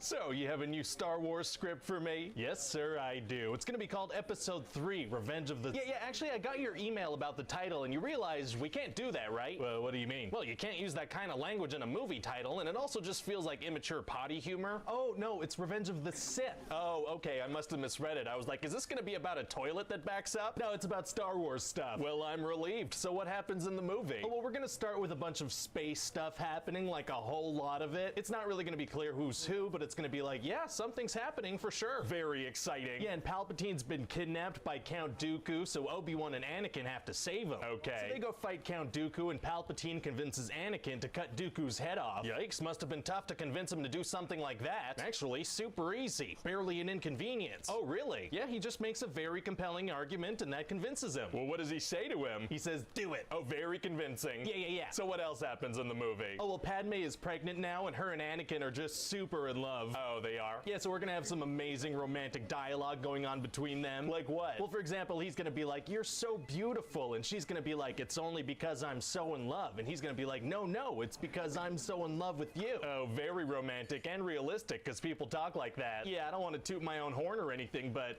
you know, Shakespeare can suck it. I'm the greatest writer now. Oh, dethroning Shakespeare is tight. It is. So anyway, Anakin has a nightmare that Padme dies, and he's like, oh, I don't like that at all. Okay. So then the whole movie, Palpatine's gonna be like, Anakin, you know, if you join the dark side, you can stop people from dying. That is a pretty good sales pitch, and what else is going on? Oh, well, Yoda's gonna go fight alongside some Wookiees against a droid army. Oh, why is he doing that? So we can have some Wookiees in the movie. Oh, people like Wookiees. Yeah, we'll have Yoda fight alongside Chewbacca. Doesn't that create some problems for the original trilogy? Like Han Solo doesn't believe in the Jedi, but we're saying that his partner fought alongside one? Well, yeah, but if we don't include this Chewbacca scene, we're not gonna get to see Chewbacca. Oh, yeah, that is a good point. Okay, keep it in. We're also gonna have Obi-Wan go fight this bad guy, General Grievous. And what's his deal? Well, he was trained in the Jedi arts by Count Dooku. Oh, he was? Yeah, and apparently he was also trained in the helicopter arts by a helicopter. Oh, very cool. Anyway, so much later in the movie, Anakin's gonna finally figure out that Palpatine is a Sith Lord. Wow, took him a while. That's the most obviously evil character I've ever ever seen. Yeah, and so he tells Mace Windu, who goes to confront Palpatine. And how does that go? Oh, not well. Palpatine shoots some lightning at Mace Windu, and he deflects it back and starts to kill him. Oh. And Anakin's standing there like, oh boy, I don't want either of these people to die. So Anakin tells Palpatine to stop shooting the lightning so Mace Windu can stop deflecting it at him. Nope, he cuts off Mace Windu's arm, and Palpatine sends him flying out the window. Oh my god. Yeah, Anakin was conflicted about it, but as soon as he did it, he's like, well, I guess I'm evil now. Wow, ready to go. And so Palpatine is like, hey, I need you to go murder some kids real quick, and Anakin's like, yep, I'm on it. Oh wow, that's a huge escalation. Wasn't he conflicted like 2 seconds ago? Yeah, but he decided to be evil now, so he's fine with killing kids. Jeez. Yeah, and then Palpatine calls for Order 66, which makes all the clones kill all the Jedi. Oh no. Except our favorites. Oh, okay, good. Oh, and we're also gonna find out why Anakin is called Darth Vader. Oh, and why is that? Because Palpatine was like,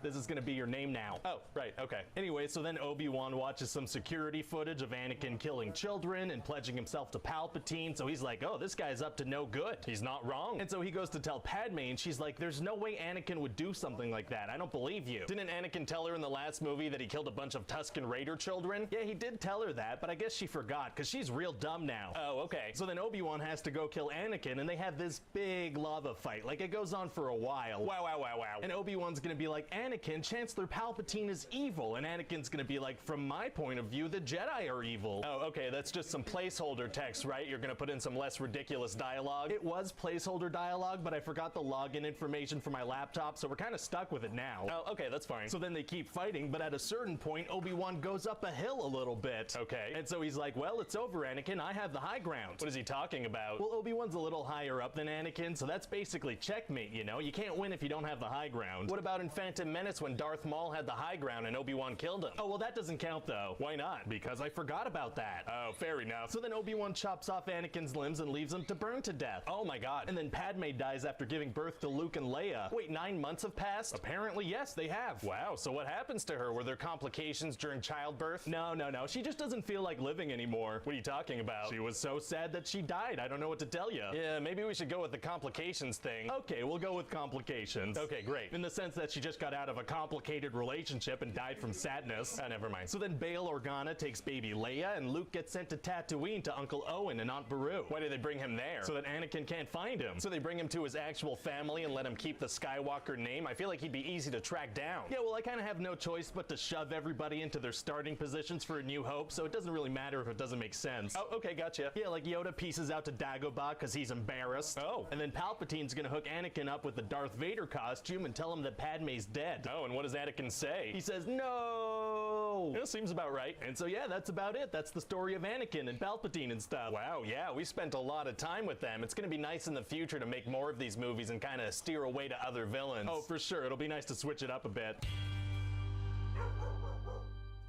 So you have a Star Wars script for me? Yes, sir, I do. And this one's all about a young Han Solo. Sounds kind of unnecessary. Well, look at it this way. Aren't all movies unnecessary? Yeah, that's a good point. I'm sold. Great. So what happens in the movie? Well, Han lives on this planet Corellia, and he's basically a slave for a giant evil worm crime boss, Lady Proxima. Oh, wow, she sounds interesting. Yeah, super interesting. So she's barely gonna be in it. Oh, yeah, Han's gonna expose her to sunlight, and she's gonna burn and go back into the sewers. But how does a giant worm that can't be exposed to sunlight run a crime syndicate from the sewers? I have so many questions. Well, that's too bad, because we're moving on. All right, then. So anyway, Han's gonna try to escape with his girlfriend Kira, but they're gonna get separated. Bummer. Yeah, and he's gonna join the Imperial Army so he can become a pilot and go back and save her. Well, that's nice of him.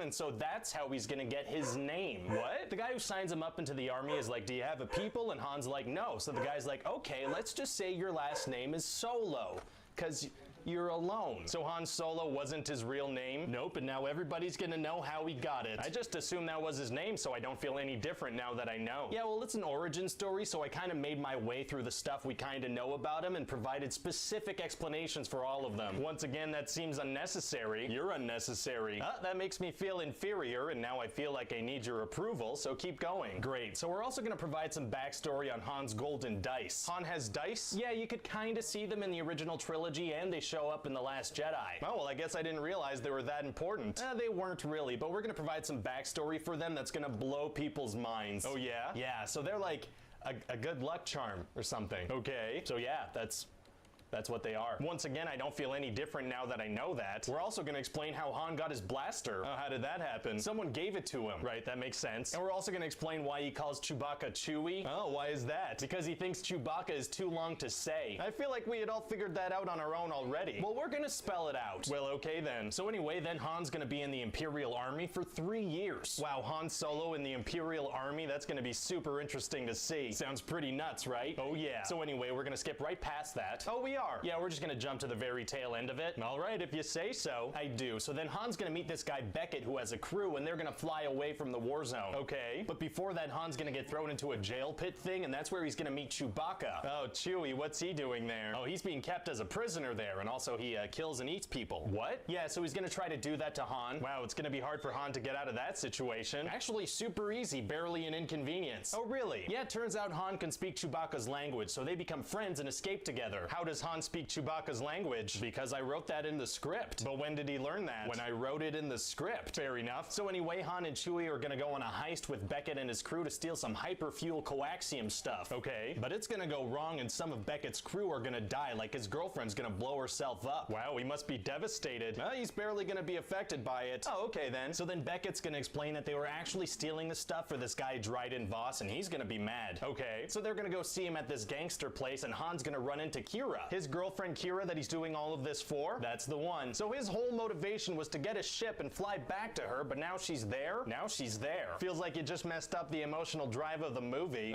Whoops. Whoopsie. So as it turns out, she works for Voss now. Oh, so earlier when you jumped forward 3 years, that was just so she could have time to join Voss's crew? You got me. I thought that was a weird time jump. Like, how was Han not able to get his hands on a ship for 3 years? Yeah, I just needed 3 years to pass for the story to work. Yeah, I see that now. So Voss is gonna want to kill Han and Beckett and Chewie, but they're gonna be like, wait, we can steal a bunch of unrefined coaxium for you. Okay. But Voss is gonna be like, first of all, that stuff explodes if you don't refine it fast enough, and second, I don't want this traced back to me in any way. Right? So they're like, well, we're not attached to you in any way, so it can't be traced back to you. Oh, that's smart. Yeah, so that sells him on it, and then he's like, take my second in command Kira with you. What? Yeah, he wants her to keep an eye on things. But you just said the whole thing is that he doesn't want it traced back to him. That's right. Feels like sending his second in command is pretty traceable. Well, I want her to be there, though. Right, but you just said that. I know, but I want her to be there, though. Well, okay, if that's what you want, it is. So then they're gonna go see Lando Calrissian, because they need his ship. And he has this droid companion, L3, who has a wacky personality. Okay, good. I was getting worried there wasn't gonna be a wacky droid in this movie. Yeah, and she's all about equal rights and freedom for droids. Very wacky. Yeah, and later she's gonna die, and they're gonna kind of implant her consciousness into the Millennium Falcon. Oh my god, that's awful. No, it's gonna be kind of a sweet moment. The droid that was all about freedom gets her consciousness trapped in a ship for eternity? Right, isn't that sweet? It sounds absolutely horrifying from her perspective, like the last thing she would have wanted. Right, but we're gonna play it like it's a sweet thing. They made her into a prisoner. It's like something out of Black Mirror. Yeah, it's gonna be a nice moment. So anyway, they're all gonna go on another heist together. Very exciting. And the coaxium's about to explode, so they have to take a shortcut on the Kessel Run. Oh, we're gonna show the Kessel Run that Han was talking about in A New Hope. Yeah, instead of leaving it to the imagination, we're gonna show people exactly what happened and kind of take the mystery out of it. So how did it go down? Well, they run into a giant tentacle monster thing. Giant testicle monsters are tight. No, I said tentacle. Oh, and there's gonna be a black hole thing, and they're gonna have to escape the black hole thing and the monster. It's gonna be nuts. The monster lives next to a black hole? Yeah, I guess it does. I guess my questions are, why does it live there, and what does it eat if nobody passes through there? Those are good questions. Thank you. So anyway, the characters are gonna... Oh, you're not gonna answer the questions. No, I'm not. So anyway, the characters are gonna go bring the coaxium to Voss. Okay. But then everyone's gonna betray each other, and Beckett's gonna shoot Voss's guards and run away with the coaxium. Why wouldn't he shoot Voss too? Because I want Voss to stay alive for a final fight. Right, but it doesn't make sense for Beckett to shoot the guards and not him. Yeah, but I want Voss to stay alive for a final fight. Well, okay then. So then there's a final fight and Voss dies. Right. And then we're gonna find out that Kira is evil because she has a Skype call with Darth Maul. Wait, what? Yeah, he goes by Maul now. I'm confused. So this takes place before Phantom Menace? No, he didn't actually die in Phantom Menace. Are fans gonna get that? Real fans will. We covered it in some animated stuff. But what about everyone else? They'll figure it out. He has robot legs that you could kind of make out. All right, well, cameos are fun, I guess. And then Maul's gonna ignite his dual lightsaber. Why would he do that? Well, the audience really liked that about him, so we're gonna show it. Right, but he's like Skyping with Kira, right? Yeah. And he just lights up his lightsaber to show her, I guess. Huh, so what do you think? Well, I mean, it's definitely a risk to make a movie about such a well-loved character. Well, if we're not taking risks, we're not doing anything worthwhile. Well, I gotta agree with you on that one. So you have a Star Wars script for me? Yes, sir, I do. And this one's gonna be called Rogue One. Oh, Rouge One, I like it. No, Rogue One. Right, Rouge One. R-O-G-U-E, Rogue. Exactly, R-O-U-G-E. But that's different from what I said. Yeah, whatever. Let's hope this doesn't become a problem in comment sections online. Yeah, hope so. So what's this movie about? Well, you know how in the opening text scroll of A New Hope, there's mention of some rebels that managed to steal some plans for the Death Star? Yeah. So what I'd like to do is, you know, that as a movie. You want to make a movie about a line from a text scroll? Yeah, everyone's been wondering, how did the rebels get their hands on the plans? Have they though? Maybe. Well, all right, so how does it all go down? Well, we're gonna start with this evil dude Krennic who wants to force this guy Galen Erso to come work on the Death Star. So Galen's gotta hide his wife Lyra and his daughter Jyn. Oh, so they have to rush into hiding? And they could kind of take their time with it. Krennic lands like stupid far away. How come? So that the good guys can shout exposition at each other. Fair enough. Well, at least Jyn's mom is gonna be with her. No, she's gonna die. Oh, she is? Yeah, instead of taking care of her daughter, she's gonna go back and try to shoot a bunch of guys with a little pistol. Why would she do that? Because she's a mom in a Star Wars movie, so she can't be alive for long. Right, that makes sense. So then we're gonna jump forward in time and meet this dude Cassian who shoots his friend in the back. Oh, he's a bad guy. No, he's one of the main rebel good guys. Oh, really? Yeah, and we're also gonna meet a rebel extremist named Saw Gerrera who's visited by an Imperial pilot that defected. Why does he defect? Because Galen Erso sent him with a message about the Death Star. Oh, so Saw is gonna help him? No, Saw doesn't believe him, so he uses this thing called the Borgullet on him. Borgullet? Yeah, it's like this tentacle monster that can tell if you're lying or something, but the side effect is that you lose your mind. Oh, so it's gonna be hard for the pilot to be of any help for the rest of the movie. Actually, super easy, barely an inconvenience. He doesn't lose his mind? Yeah, someone's gonna remind him that he's a pilot in the next scene and we're never gonna talk about it again. Seems like a weird thing to include if it's not gonna have any effect on anything. Yeah, super weird. Huh, so anyway, Jyn was raised by Saw, so the rebels send her and Cassian to go talk to him. How does that go? Well, on the way they make friends with these two guys, Chirrut and Baze. What's their role in the movie? They bicker about the Force and they're gonna flip a switch later. Oh, flipping switches is tight. And so then Jyn's gonna see a message from her dad, and he says he built a fault into the Death Star that if you shoot it, the whole thing blows up. Oh wow, you're closing up that plot hole from A New Hope. Yeah, that plot hole always kind of bugged me, so I, you know, wrote an entire movie to fix it. You're a little crazy, aren't you? Yes, sir, I am. So what happens next? Well, everyone's gonna say the word hope so much it hurts your ears. No, that's fun. Hope, hope, hope, hope, hope. And then Grand Moff Tarkin's gonna be like, wait, Grand Moff Tarkin is in the character played by Peter Cushing? That's the one. You know, he passed away in 1994, right? Yeah, but you can like CGI him back to life or something, right? I guess. Is that a little unethical though? That's probably fine. That's probably fine. So anyway, the bad guys are gonna fire the Death Star at the planet Jedha where all the characters are. Oh, so all the characters are gonna die? Now they're using like a less intense setting on the weapon so everyone has time to talk and fly away. Oh, well that's nice of them. Yeah, it is. So everyone flies away. Everyone except Saw, he stays behind. Why would he stay behind? He says he's tired of running. Seriously? That's what we're going with. Seems like a weird, unnatural thing to do. Yeah, well I had to kill him off because he kind of served his purpose and having him around would cause problems. Oh, plot convenience, I get it. Right, because later I want the rebels to not believe Jyn when she tells them about the message. Doesn't she bring it with her? No, she forgot it because plot convenience. Gotcha. So anyway, they're gonna track down Jyn's dad and he's gonna repeat that her nickname is Stardust because that's gonna be important later. Okay. And then he's gonna die in an explosion. Wait, another character is gonna die in an explosion? Literally every character except a wisecracking robot's gonna die in an explosion. You didn't feel like mixing that up a bit? I did not. Fair enough. Also, they're all gonna explode immediately after serving their one purpose in the movie, usually flipping a switch or something. That's pretty harsh. Yeah, I mean, if someone's no longer useful to me, why would I keep them alive, right? You're talking about script writing, right? Not real life? Wouldn't you like to know? Security. Security.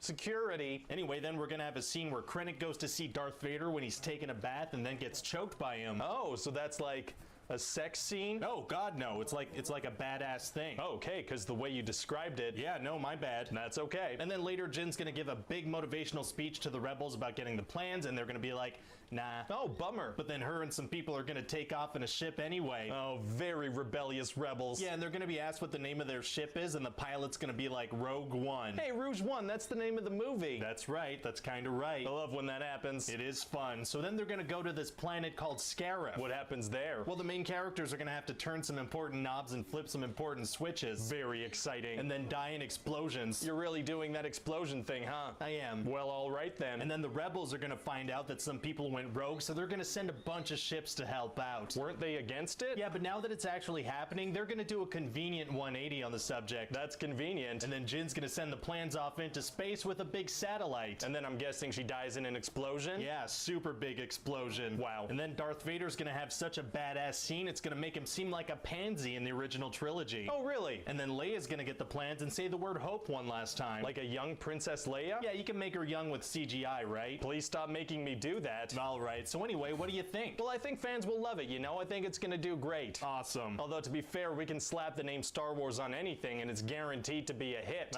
That is true. So, you have a movie for me? Yes, sir, I do. It's gonna be called Star Wars, and it's set in space. Oh, that is where stars are. This is off to a great start. Yeah, so the ship that's a part of a rebellion is gonna be boarded by some evil soldier dudes called Stormtroopers and the big bad guy, Darth Vader. Darth Vader, huh? What's his deal? Well, he's super strong with this thing called the Force. It's like this thing he can choke people with. Oh. Yeah. So it's like a rope? No, it's like an energy type thing. He can sense things with his mind. He can move things with his mind. Okay, so he's like a space wizard. Yeah, kinda like a space wizard with very bad asthma. I guess that's intimidating. Yeah, and so he and the Stormtroopers capture a bunch of rebels and this Princess Leia. Oh, Princess Leia, huh? Tell me about her. Oh, she's badass and beautiful as can be, you know? Skin like porcelain, hair like a continental breakfast. What? And in a later movie, we're actually gonna find out that she's Darth Vader's daughter. And with all his super powerful Force abilities, he's not able to tell that his daughter's standing in front of him? Apparently not. Well, okay then. Anyway, before she was captured, Leia managed to put some plans to this big Death Star space station into a droid, R2-D2. Okay. And so R2-D2 and this other whiny droid, C-3PO, take off in an escape pod. Oh, so do the Stormtroopers shoot the pod down? No, they're like, oh, there weren't any life signals on that thing, so it must have just malfunctioned. Do they not know that droids are a thing? They do, they just have to be extremely dumb in this moment. How come? So the movie can happen. Oh, okay. So then these droids land on this planet Tatooine. What's going on that planet? Well, there's a whole lot of desert, and I'm hoping that in about 30 years or so, when computers start getting good, we can add in a bunch of random aliens walking around. What? Why? I don't know. Fair enough. Anyway, so the droids end up getting picked up and sold. Who did they get sold to? The uncle of Luke Skywalker, who's the main character. Oh, the hero of the story. Yeah, and his uncle tells him to clean up the droids, and he's like, but I was gonna go into Tashi Station and pick up some power converters. Oh, whiny heroes are tight. I like this guy already. Yeah, and so he ends up seeing this hologram message that Princess Leia left on R2-D2, and he's like,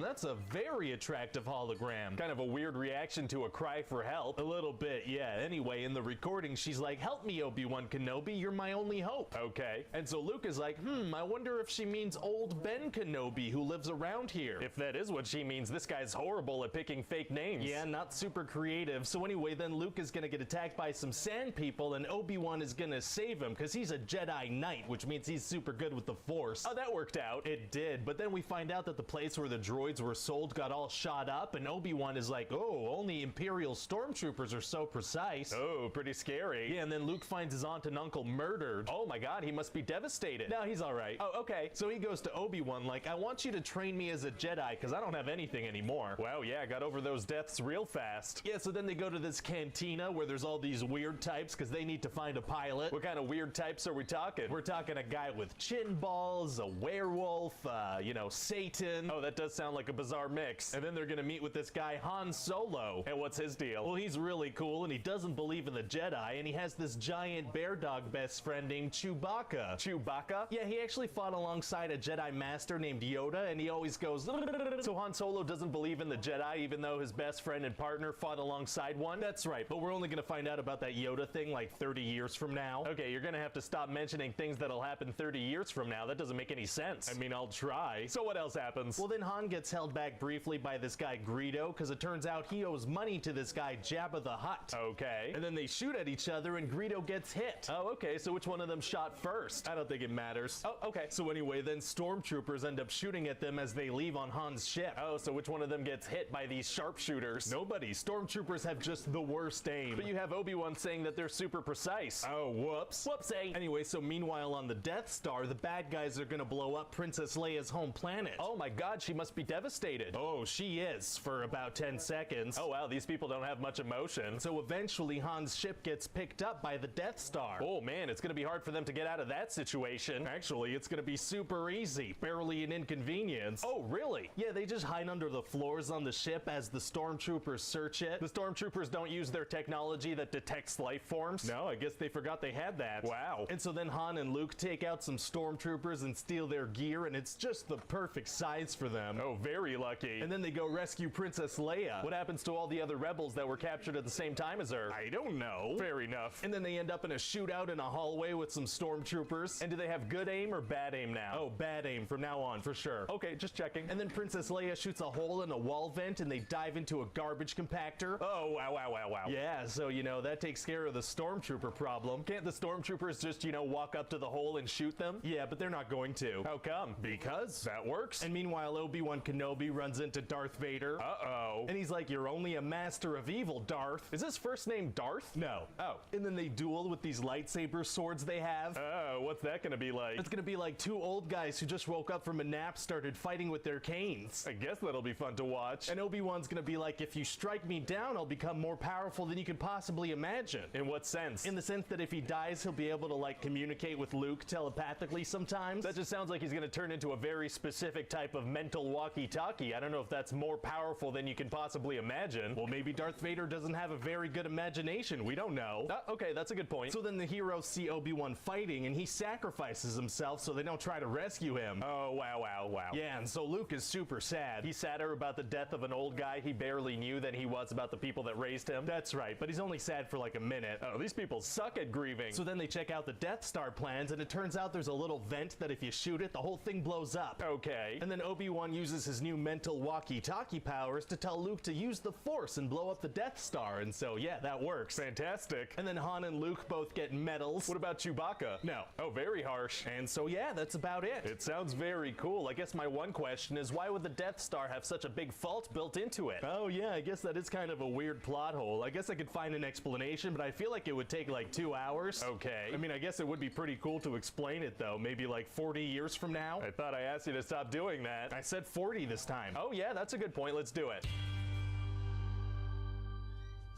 So, you have a Star Wars movie for me? Yes, sir, I do. So, you might have heard that Mark Hamill had a car accident and broke his nose, so we're gonna have to kind of address the fact that his face is different. Oh, way ahead of you. We're gonna start the movie on this ice planet called Hoth, right? And then this monster is gonna, you know, punch him in the frickin' face. Oh, that'll do it. Yeah, so Luke wakes up in this cave and this monster has frozen his feet to the ceiling. What? How did he manage that? I don't know, but it happens off screen, so you have to accept it. Oh, I do. Okay, good to know. Anyway, so Luke sees that his lightsaber conveniently fell right next to him and not outside as he was being violently dragged through the snow. Oh, very lucky. Yeah, so then he grabs the lightsaber using the Force and frees himself while somehow not cutting off his own feet. Wow, skills. And then he cuts the monster's arm off. Oh, great, so he can finish off the monster and spend the night in the cave. He sure can, but instead he's gonna run outside. What, isn't it freezing? Yeah, he's gonna run right out of the cave in the freezing cold at dusk. Is he able to keep himself warm with the Force or something? No, not at all. He passes out pretty much immediately. Oh. But before he passes out, the ghost of Obi-Wan Kenobi shows up. And he's like, you need to go to this planet Dagobah and meet a Jedi Master named Yoda who actually trained me. He shows up to tell him this right before he passes out in the cold. Yeah, he waited for this moment after 3 years of silence. Obi-Wan is kind of a drama queen. Okay, and you say this Yoda guy trained him? Exactly, except he didn't. What? Yeah, Obi-Wan's kind of a liar too. Oh, a very sassy ghost. Anyway, so then Han Solo shows up and stuffs Luke inside a dead camel dinosaur. Oh, that's nice of him, I guess. Yeah, and these camel dinosaurs have warm guts, so Luke is able to survive in the cold. Wow. Anyway, so then back at the Rebel base, Leia kisses Luke because she wants to show Han she doesn't care about him. Oh, a little love triangle, huh? That's cool. That's like a relatable human story. Oh, you mean relatable as in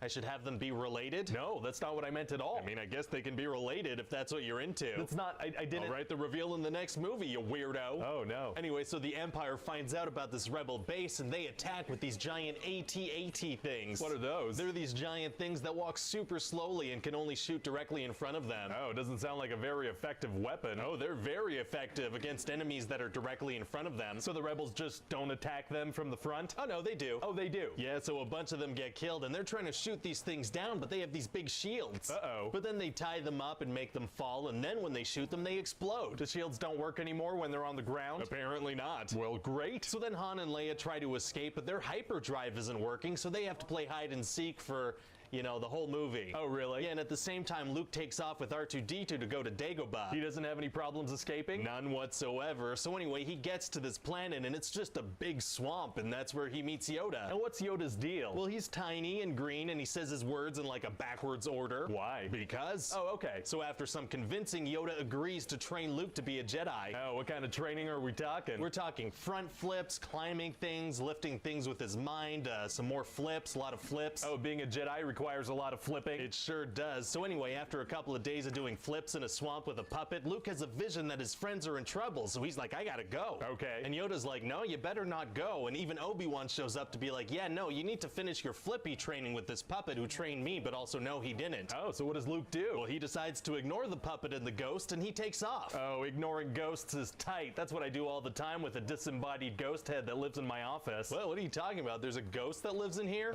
Nope, there's not. Well, okay then. So anyway, then Han and Leia go meet Lando Calrissian, who's an old friend of Han's. Okay. And he acts all friendly, but it turns out the Empire got there a couple of minutes before Han and Leia. So they get captured and Han Solo gets frozen in carbonite. Oh no. And then Luke shows up, but it quickly becomes clear that he has not done enough flippy training. Darth Vader overpowers him? Yeah, he cuts his hand off. Oh man, you love when people get their arms and hands cut off, don't you? Yeah, I do. I just had to write that in there. Very weird. Anyway, so then Luke is like, Obi-Wan said you killed my father, and Vader's like, no, I am your father. Oh, Luke, I am your father. That's a great quote. That's not the quote, though. It's, no, I am your father. Luke, I am your father. I love it. Okay, whatever. So anyway, then Luke is like, you know, no. Right. And by now he's out on this thing with nothing below him but a huge drop. Oh man, it's gonna be tough for him to get out of that situation. Actually, it's gonna be super easy. Barely an inconvenience. Who said that? I mean, they are right. It is gonna be that. Oh, really? Yeah, he just lets himself fall and he happens to land in a fun slide thing. Oh, they should call him Lando, am I right? That's not funny. Okay. Anyway, so then Luke is hanging from a thing in the sky, right? And he uses his brain force walkie-talkie to ask Leia for help. Oh wow, that's a whole lot of convenience. It's a whole lot of force usage. Sounds like the same thing from a writing perspective. Yeah, it's the same thing. Wow. And so yeah, that's it. What do you mean that's it? That's it. It's over. But Han is still frozen in carbonite and Darth Vader is still out there. Does this movie not have an ending? No, not really. People are just gonna have to come see episode 6 in a couple of years. Episode 6? What are you talking about? This is the second movie. Of the first trilogy, which is technically the second trilogy, because after this we could do a trilogy taking place before this, and after that we could do a trilogy taking place after this. Oh, I'm very confused. Trilogy. I mean, okay. Yeah, I mean, we need to make a bunch of these movies right now in the 80s before people lose interest in this Star Wars fad. Yeah, true. I guess people won't really be into this franchise beyond this decade. So, you have a Star Wars sequel for me? Yes, sir, I do. So Luke has concocted this amazing plan to save Han Solo from Jabba the Hutt. Oh, amazing. So what's his plan? It's pretty straightforward. They send in Leia in a disguise with Chewbacca as a prisoner. Okay. Then Luke sends a hologram of himself via C-3PO and R2-D2 and gives them as a gift. Right. Also, Lando's infiltrated the place as like a guard, and Luke also goes in person and gets thrown into a monster pit. This is sounding like a lot. Then he has Leia unfreeze Han, and everybody gets caught. So they all get brought out for execution, where R2 shoots Luke's lightsaber over to him, and he saves the day. It feels like this plan could and should go wrong in 1,000 different ways. Yeah, well, it doesn't. It goes exactly to plan. How did he know that was all gonna work? Like, what if they just took R2 apart right away for scraps? The Force? I don't think you could just use the Force as an excuse. We're gonna have to address the fact that Luke's plan is insane. Princess Leia's gonna be in a gold bikini along the way. Plan's probably fine as is. Great. So what else happens? Oh, well, Boba Fett is back. Oh, people love that guy for some reason. So what's he gonna do? Bounce off a wall like a cartoon character and die immediately. Oh my god. Yeah, so that's all done. Jeez. So anyway, then Luke goes to Dagobah to finish his training with Yoda. Oh. And Yoda's there making himself some food, but when Luke shows up, he's like, oh, you know what? I think I'm gonna die, actually. Oh, he's just gonna die when Luke shows up? Yeah, but before he dies, he's like, Luke, to finish your training and become a full Jedi, you have to go confront Darth Vader. But wait, in the last movie, he was like, you can't go confront Vader until you finish your training. Oh, whoops. whoopsie. Yeah, so total opposite now. Wow, yeah, total 180. So then Luke has a chat with Obi-Wan's ghost, and he's like, hey, you told me my dad was dead, but then I found out that Darth Vader's my father, so what's up? Oh, calling him out on his lie. Yeah, but then Obi-Wan's like, well, from a certain point of view, I wasn't lying. Oh man, such a sassy ghost. The sassiest ghost. And so Luke also finds out that Leia is his sister. Wow, so that kiss they shared is real weird now. It sure is. So Luke tells her that they're related, and she talks about how she remembers their mom and how beautiful she was. Oh, so Leia grew up with their mom? No, their mom died at childbirth from being too sad. What? Yeah, pretty dramatic way to go, right? So how does she remember her mom if she saw her for like a minute when she was like a minute old? I don't know. Oh, impossible baby memories are tight. Anyway, so the big threat in this movie is that the Empire is building another Death Star. Oh, I bet they're not leaving in that little port where if you shoot it, the whole thing explodes. No, they definitely don't include that. Wow, so it's gonna be tough to find a way to destroy this one. Actually, it's gonna be super easy. Barely an inconvenience. Oh, really? Yeah, see, they don't have the port anymore, but they do have this tunnel that leads to a reactor that if you shoot it, the whole thing explodes. They are very bad at making these things. Yeah, they are. Wow. Anyway, so the good guys find out that there's a shield generator for this thing on this forest planet called Endor. Oh, and how do they find out about this shield generator? Oh, well, actually, we're gonna find out that the evil Emperor is the one who leaked the information so we could ambush them. Oh, so we just sent them to a random location or to a decoy? Oh, no, he sent them to the actual one. What? If it was a lie, why not lie about the whole thing? I don't know, but he's also the one who leaked the information about the Death Star's new weakness. Oh, okay, I see. And so that part is fake, and even if they attack it, it's not gonna blow up? Oh, no, that's real too. What is going on? Well, if he gave them fake intel, they wouldn't have a chance at winning. Wouldn't that be what he would want? Yeah, but that's not what I want. I want the heroes to stand a chance. And for them to stand a chance, he had to make the Emperor an idiot? That's right. Well, okay then. So anyway, the rebels get all camoed up and head into the forest. Oh yeah, I guess they really need to blend in with the surroundings, huh? Yeah, and C-3PO is all like, wait, they dress in camouflage, but they bring a big shiny gold robot with them? That's right. So then the main characters get captured by these super cute merchandising opportunities. Oh, I like the sound of them. Yeah, and they think that C-3PO is like a golden god, but they want to cook and eat everybody else. Oh, so does C-3PO just tell them to stop? No, he says it's against his programming to impersonate a god, so he can't tell them what to do. So how's he gonna help them? He's gonna wait a couple minutes, then tell them what to do. Oh, okay. Yeah, so anyway, then there's gonna be this big battle on Endor and this big battle in space. Wow, wow, wow, wow, wow. And Luke's gonna go see Darth Vader to be like, hey, do you have a moment to talk about our Lord and Savior, the light side of the Force? How does that go? Oh, not well at first. Darth Vader brings him to see the Emperor, and they have this very uncomfortable conversation that leads to the Emperor trying to kill Luke with lightning. Oh no. Yeah, it's pretty rough, but then Darth Vader steps in to save his son and chucks the Emperor over the railing. Ah, he became a good guy. He did, and so then Darth Vader is dying, and we get to see him without his helmet. Oh wow, what does he look like? I'm gonna say mashed potatoes. Oh, not what I was expecting, but okay. Anyway, so then Luke escapes off the new Death Star just before it explodes, and the rebels win. Wow, very cool. Yeah, so they're gonna have this big party with the merchandising opportunities, and then Luke's gonna see the Force ghosts of Yoda and Obi-Wan and of Anakin Skywalker. He sees Darth Vader's Force ghost? He does. It's gonna be a very sweet moment. But doesn't that mean that technically Palpatine is also still out there as a Force ghost? No. I feel like it does, though. He's gonna come back, isn't he? Nuh-uh.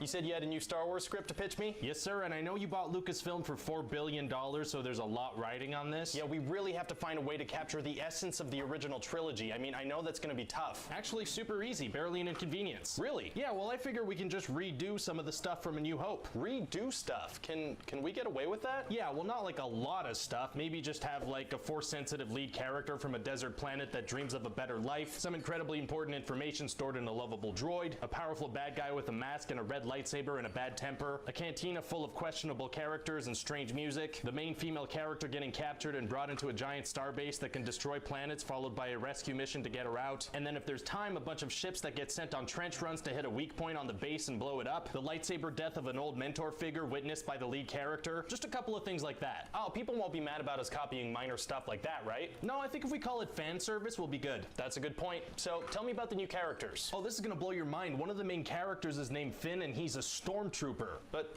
stormtroopers are evil. That's what's amazing about this. Finn realizes that killing innocent people is bad and he doesn't want to do it. That's really good. That's gonna humanize stormtroopers. Exactly. They used to be these disposable things in Star Wars, and now it's like, these are people. These are real people with real emotions and feelings. Right, and stormtroopers didn't choose this life. Like, they were put into this at birth. It really makes you see stormtroopers in a new light.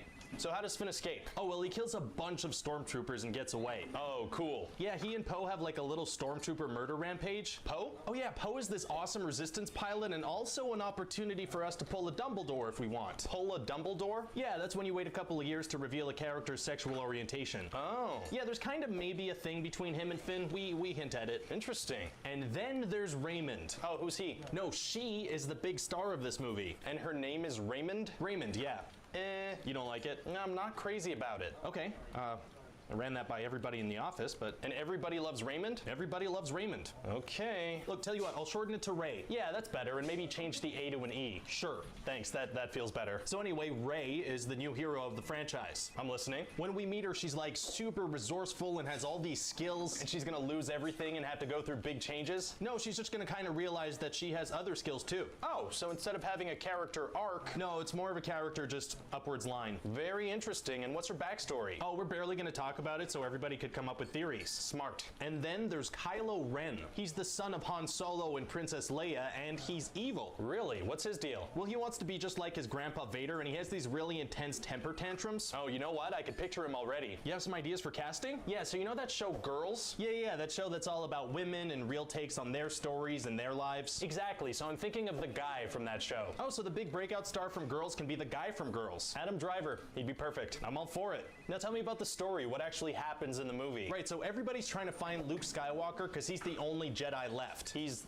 the last Jedi? Yeah, I like the sound of that. Remind me of that later. Yeah, sure, thanks. So anyway, there's an important part of this map that probably leads to him that's being kept inside this little droid called BB-8. What's he look like? Imagine if a salad bowl fell upside down on a soccer ball and for some reason you wanted to hug it. That's gonna sell a lot of toys. Oh, for sure. So BB-8 ends up alone on this planet called Jakku. Jakku? Basically Tatooine. Oh, yeah, and then there's kind of a string of coincidences, and that leads us to the end of the movie. Coincidences. Oh yeah, a lot. Like what? Well, BB-8 happens to stumble upon Rey, who happens to be Force sensitive, and Finn happens to have his little spiritual awakening when they capture BB-8's owner, Poe, so he helps him escape because he needs a pilot, and then they happen to get separated during a crash on Jakku, and then Finn happens to put on his jacket so BB-8 can happen to point him out, and then they escape in a ship that happens to be the Millennium Falcon, and Rey happens to be a world-class pilot, and then almost immediately they happen to get picked up by its owner, Han Solo, who also happens to be the father of the big bad guy and happens to bring them to see someone who happens to have Luke Skywalker's lightsaber, which happens to have a huge connection with Rey because she happens to have Force powers, so when she gets captured by Kylo Ren, she happens to realize she has powers that help her escape, and then the Resistance blows up the big bad guy base because it happens to have a big weak spot that they happen to know about because Finn used to be a janitor there.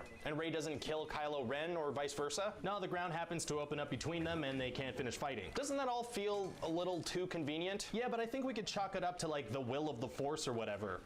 Okay. You don't think people will buy it? Well, maybe just to be safe, we can distract people with random cameos. That could work. Who would you get?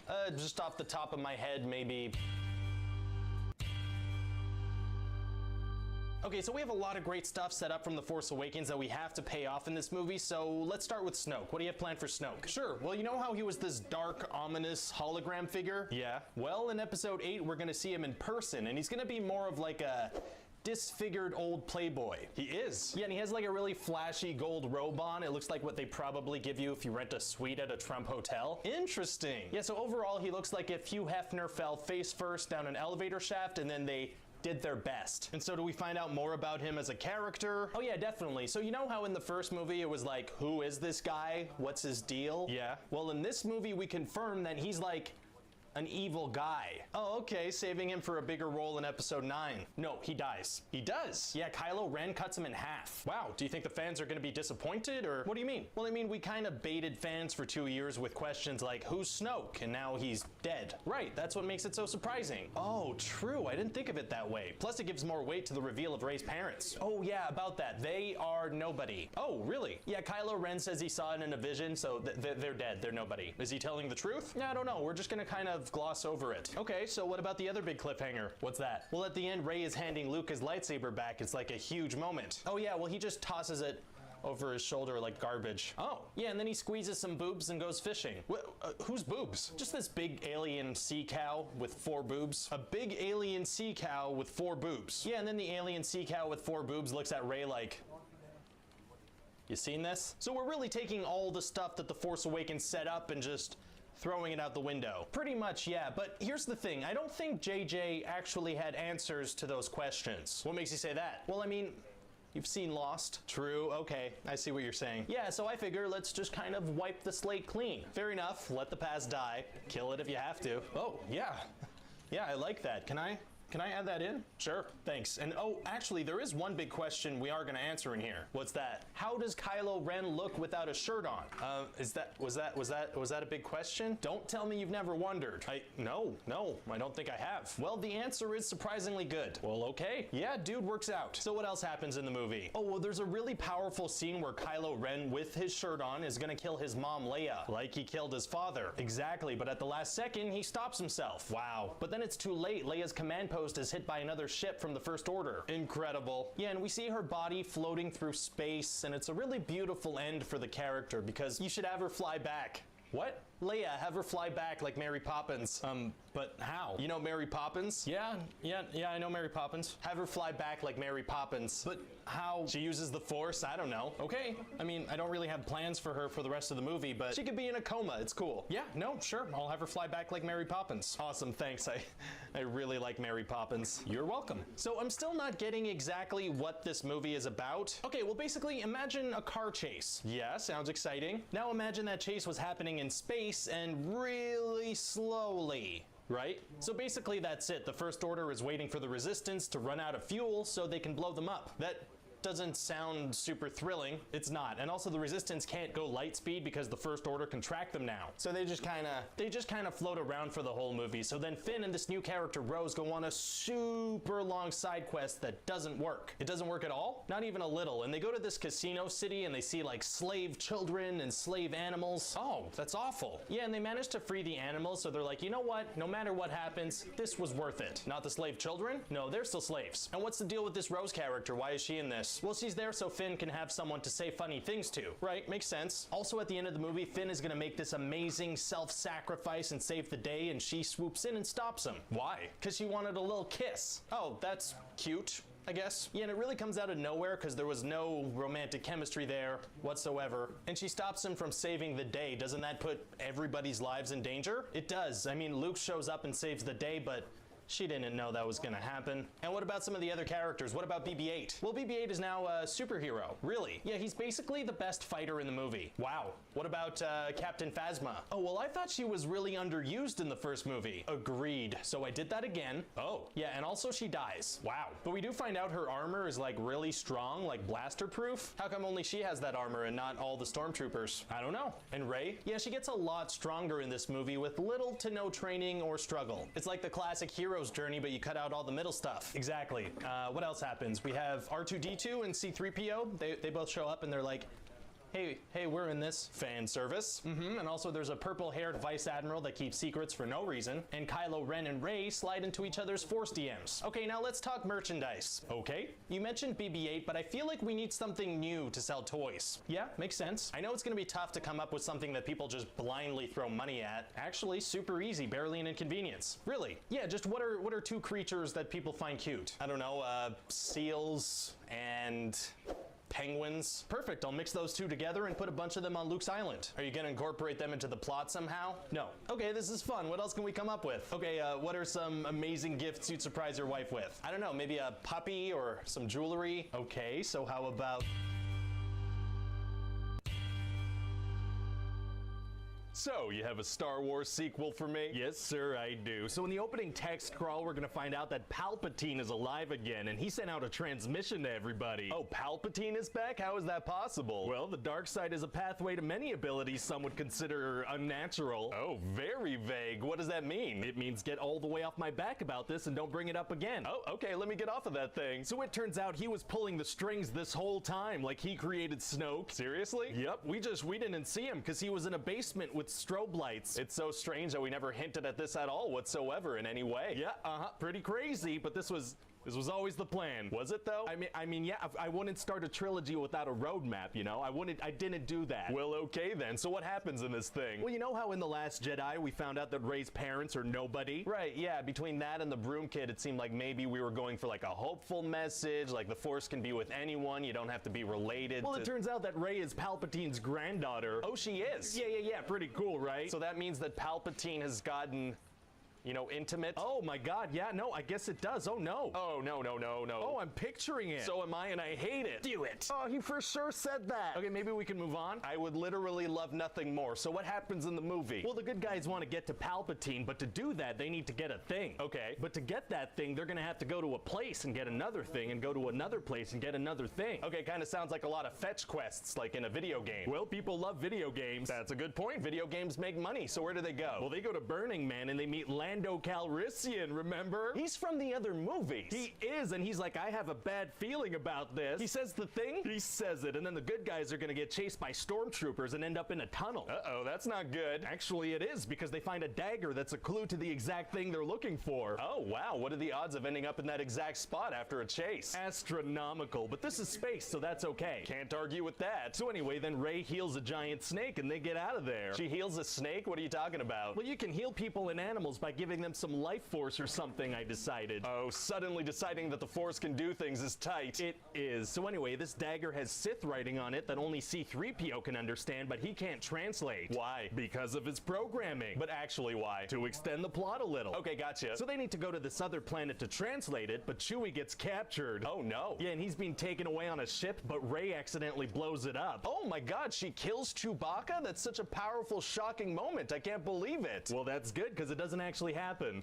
What? Well, I want this film to have impactful moments, but I don't really want to deal with the actual impact, so I'll usually, you know, undo them immediately. Oh, really? Yeah, so Chewbacca blows up, but it turns out he was on another ship, so it's okay. Okay. C-3PO has his memory wiped and has to say bye to his friends, but R2 has a backup, so it's okay. Wow. Rey stabs Kylo Ren, but then heals him, so it's okay. Could have been an interesting one. A planet blows up, but the characters we know get off it somehow, so it's okay. Wow, so not really many consequences at all. Well, when Luke said no one's ever really gone in the last movie, I really took that to heart as, you know, a storytelling device. Yeah, sure seems that way. Yeah, so both Luke and Han are gonna come hang out a bit too. Sure, why not? So anyway, then they're gonna go to another planet to meet a Power Ranger that Poe used to date and a little alien dude named Babu Frick. Oh, what's his deal? Oh, well, he's just the cutest little merchandising opportunity. I love it. So then they go rescue Chewie and they get helped by Hux because it turns out he's a spy now. Oh, interesting. It'll be cool to see how that plays out through the movie. Oh no, he dies right away. Oh, he does? Yeah, we'll see in The Last Jedi, we turned him into a little baby boy, so I had to replace him with somebody intimidating. If you say so. I do. So then the good guys go to another planet and discover that the dagger points at a thing they need to get to go to a place. What, the dagger tells them where to go? Yeah, it turns out that somebody made this thing, so if you stand in a very specific spot and point it at the Death Star wreckage, it shows you where you need to go. And they just happen to be standing in that specific spot. And they just happen to be standing in that specific spot. Wow, wow, wow, wow. So then Rey finds this GPS thing that she needs, but then she's confronted by an evil version of herself for about 10 seconds. What? Why does that happen? So we can show it in the trailer. That's smart. So then Rey and Kylo Ren have a fight and Finn is also there for some reason. Oh yeah, what's Finn up to in this movie? Well, he's gonna be there for sure. That sounds good to me. He's also gonna meet some other ex-stormtroopers that defected too. Oh, that's good, driving home the fact that stormtroopers are like real people, you know? Exactly, and Finn's also gonna kill a bunch of stormtroopers. Oh, he is? Yeah, he's pretty good at it now. But I guess he has no choice, right? So it's like a somber moment when he has to do it. I don't know, he shouts woo a lot when he kills them. Wow, I don't know how this guy feels about stormtroopers. Unclear, sir. He also has a big secret he's about to tell Rey when he thinks they're gonna die. Oh, what is it? I don't know. Fair enough. And what about Rose? What about her? Well, I mean, she was a major player in the last movie. Her and Finn kissed at the end of it. Right, yeah, but she has to study, so. She has to study? Yeah, I mean, she would have gone on the adventure, but she has, like, a lot of studying to do. Well, okay then. And what about Maz Kanata? Are we gonna get answers? Answers about what? Well, in The Force Awakens, Han asked how she got Luke's lightsaber, and she was like, good question for another time. Oh, yeah, well, that is a good question for sure. Yeah, but like, probably best for another time. Did you forget to pay that off? I forgot to pay that off. That's okay, it happens. I mean a lot. So anyway, then Rey's gonna go confront Palpatine on this planet called Exegol. Okay. And the Resistance are gonna fight a massive fleet of Star Destroyers. How did Palpatine build so many Star Destroyers and staff them? By being off screen for several movies. That works for me. So what ends up happening on Testicle? Exegol. What did I say? Well, Palpatine is like, you know, Rey, if you kill me, my spirit's gonna take over your body. I guess that can be a thing. And then Ben shows up and Palpatine's like, ooh, a Force Dyad. A Force Dyad? A Force Dyad. So then he turns into a Dementor and starts sucking the life out of them. So stuff is just kind of happening, huh? Stuff's just kind of happening. So then he throws Ben off a cliff thing. Uh-oh. And then everything's just going awful. I mean, there are way too many enemies in the space battle. Oh man, it's gonna be tough for the Resistance to win now. Actually, it's gonna be super easy. Barely an inconvenience. Oh, really? Yeah, cause see, just when it seems like all hope is lost, Falcon's gonna be like, on your left, and a bunch of heroes show up. What? Sorry, Lando's gonna be like, we're here, and a bunch of heroes show up. Oh, very cool. And then Palpatine's gonna use lightning to attack Rey, and he's gonna be like, I am all the Sith. Wow, wow, wow, wow. And then Tony's gonna be like, and I am Iron Man. What? Sorry, Rey's gonna be like, and I am all the Jedi. I love it. Yeah, and so he's shooting lightning at her, and she's blocking it with a lightsaber. Yeah. Yeah, and they're struggling, but then she uses 2 lightsabers, and that does the trick. He gets hit with his own lightning. Couldn't he have just stopped shooting the lightning? Yeah, but he doesn't. That's kind of his thing. It does seem to be. That guy zaps himself a lot. So then Rey dies. Oh, okay. But then it turns out Ben isn't dead, because falling off of things doesn't really mean anything in Star Wars. Right. And then he transfers some life force to Rey, so she wakes up. Wow, they should kiss. What? They should have a little kissy kiss. Oh, I don't really know that there was like a romantic... Make them kiss. Okay, yeah, so they kiss, and then he dies. Oh, he dies. Well, yeah, he transferred the last of his life force to her. Oh, so she can like transfer it back to him now? Well, yeah, but she doesn't. Oh, savage. So then all the good guys are gonna have a big party. Very fun. And Lando and this ex-stormtrooper girl talk about how she doesn't know where she's from, and he's gonna be like, well, let's find out. Wait, what does that mean? Unclear, sir. Either a spin-off adventure, or he's gonna hook up with somebody 55 years younger than him. Wow, well, that's either exciting or gross. Potentially both. So what do you think overall? Well, it sounds great, but one thing's kind of bugging me. What's that, sir? Well, you said that Palpatine, like, transmits a message. I just wish we could hear what it was. Oh, yeah, I actually had a pretty cool idea about that. Oh, you did? Yeah. Have you heard of Fortnite? What? Hey guys, it's Ryan here. Hope you like that pitch meeting. There are over 100 episodes of pitch meeting on the channel that you can check out. I also have some other videos on there, so click around. Also, let me know in the comments section what other movies you'd like to see these pitches for. Don't forget to hit the like button, the subscribe button, the bell button, the button, I don't know. Thanks for watching, guys. I'll see you next time.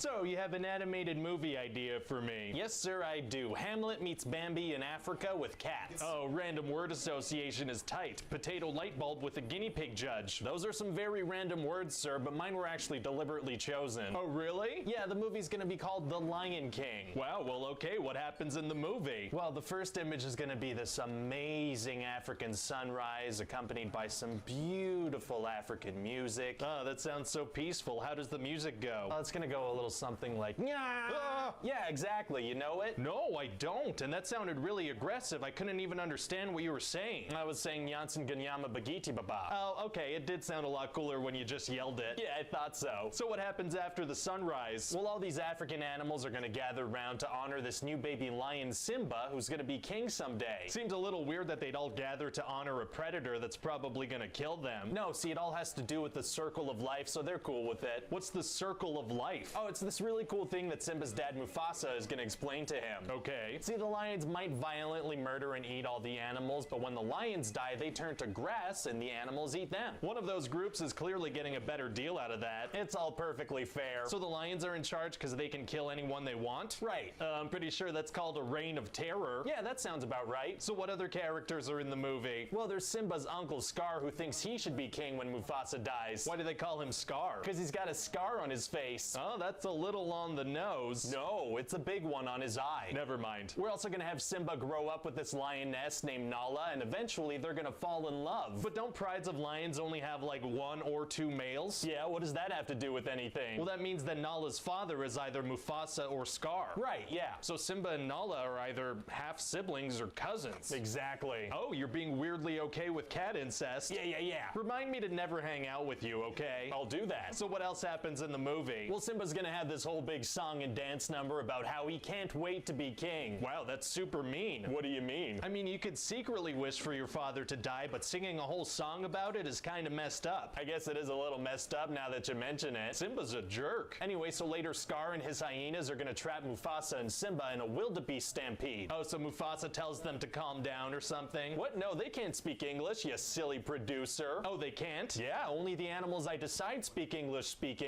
Right, that makes sense. So then Scar is gonna kill Mufasa and go to Simba like, this is all your fault. You better run away and never come back. Very harsh. Yeah, so Simba's gonna start to leave and Scar's gonna tell his hyenas to go kill him. Wait, what? Well, Scar wants to make sure that he gets the throne. Right, but what was the point of that whole run away and never return thing if he was just gonna kill him? Why not just kill him right away? I don't know. Fair enough. So then Simba's gonna manage to escape and he's gonna get raised by a meerkat named Timon and a warthog named Pumbaa. Oh, and what does he do with them? He walks across a log till he's all grown up. Wow. And yeah, since Simba is grown up now, you're gonna have to find another voice actor for these parts. Oh yeah, I think I'm gonna try to get Matthew Broderick. He's great. Well, you kinda need an actor that also has an amazing singing voice, you know? No, I don't. Oh, really? Yeah, I'll just get somebody else to perform the singing parts. Like who? Well, I could for sure get Joseph Williams, the lead singer from Toto. Yeah, that dude is obsessed with Africa. That's a good point, so this is a perfect fit for him. So what happens next? Well, one day Nala is gonna show up and be like, holy crap, Simba, we all thought you were dead. Wow, it must be great to see his sister again. Yeah, and she's gonna be like, bro, you need to come back, because Scar took over with a bunch of hyenas, and now there's no food or water or rain. Wow, I can't believe Scar messed up the weather like that. Yeah, and then Simba and Nala are gonna roll around, and she's gonna give him this look like, oh boy, you and I are gonna get it on, brother. Feels like it's gonna be difficult to convey that expression on a cartoon animal, though. Actually, super easy, barely an inconvenience. Oh, really? Yeah, just get me in a room with your weirdest animator, and I'll tell him exactly how it should look. Oh, I can't wait for you to be out of my office, you weirdo. Anyway, so then Simba's gonna talk to a cloud and go home to confront Scar. How does that go? Well, Scar tells everybody that Simba killed Mufasa and he's a murderer. Oh, so Simba explains what really happened? No, he's gonna be like, I'm not a murderer, and that's about it. Wow. Yeah, and so then they're gonna fight, and Scar's gonna end up getting eaten by his hundreds of hyena buddies. Incredible. And so yeah, then Simba becomes king again, and it immediately starts to rain, and all the plants and stuff grow back. I never realized that a lion monarchy could have such an impact on the weather and environment. Yeah, it's a little known fact. Very cool. And what happens with the hyenas? Well, we never see them again, so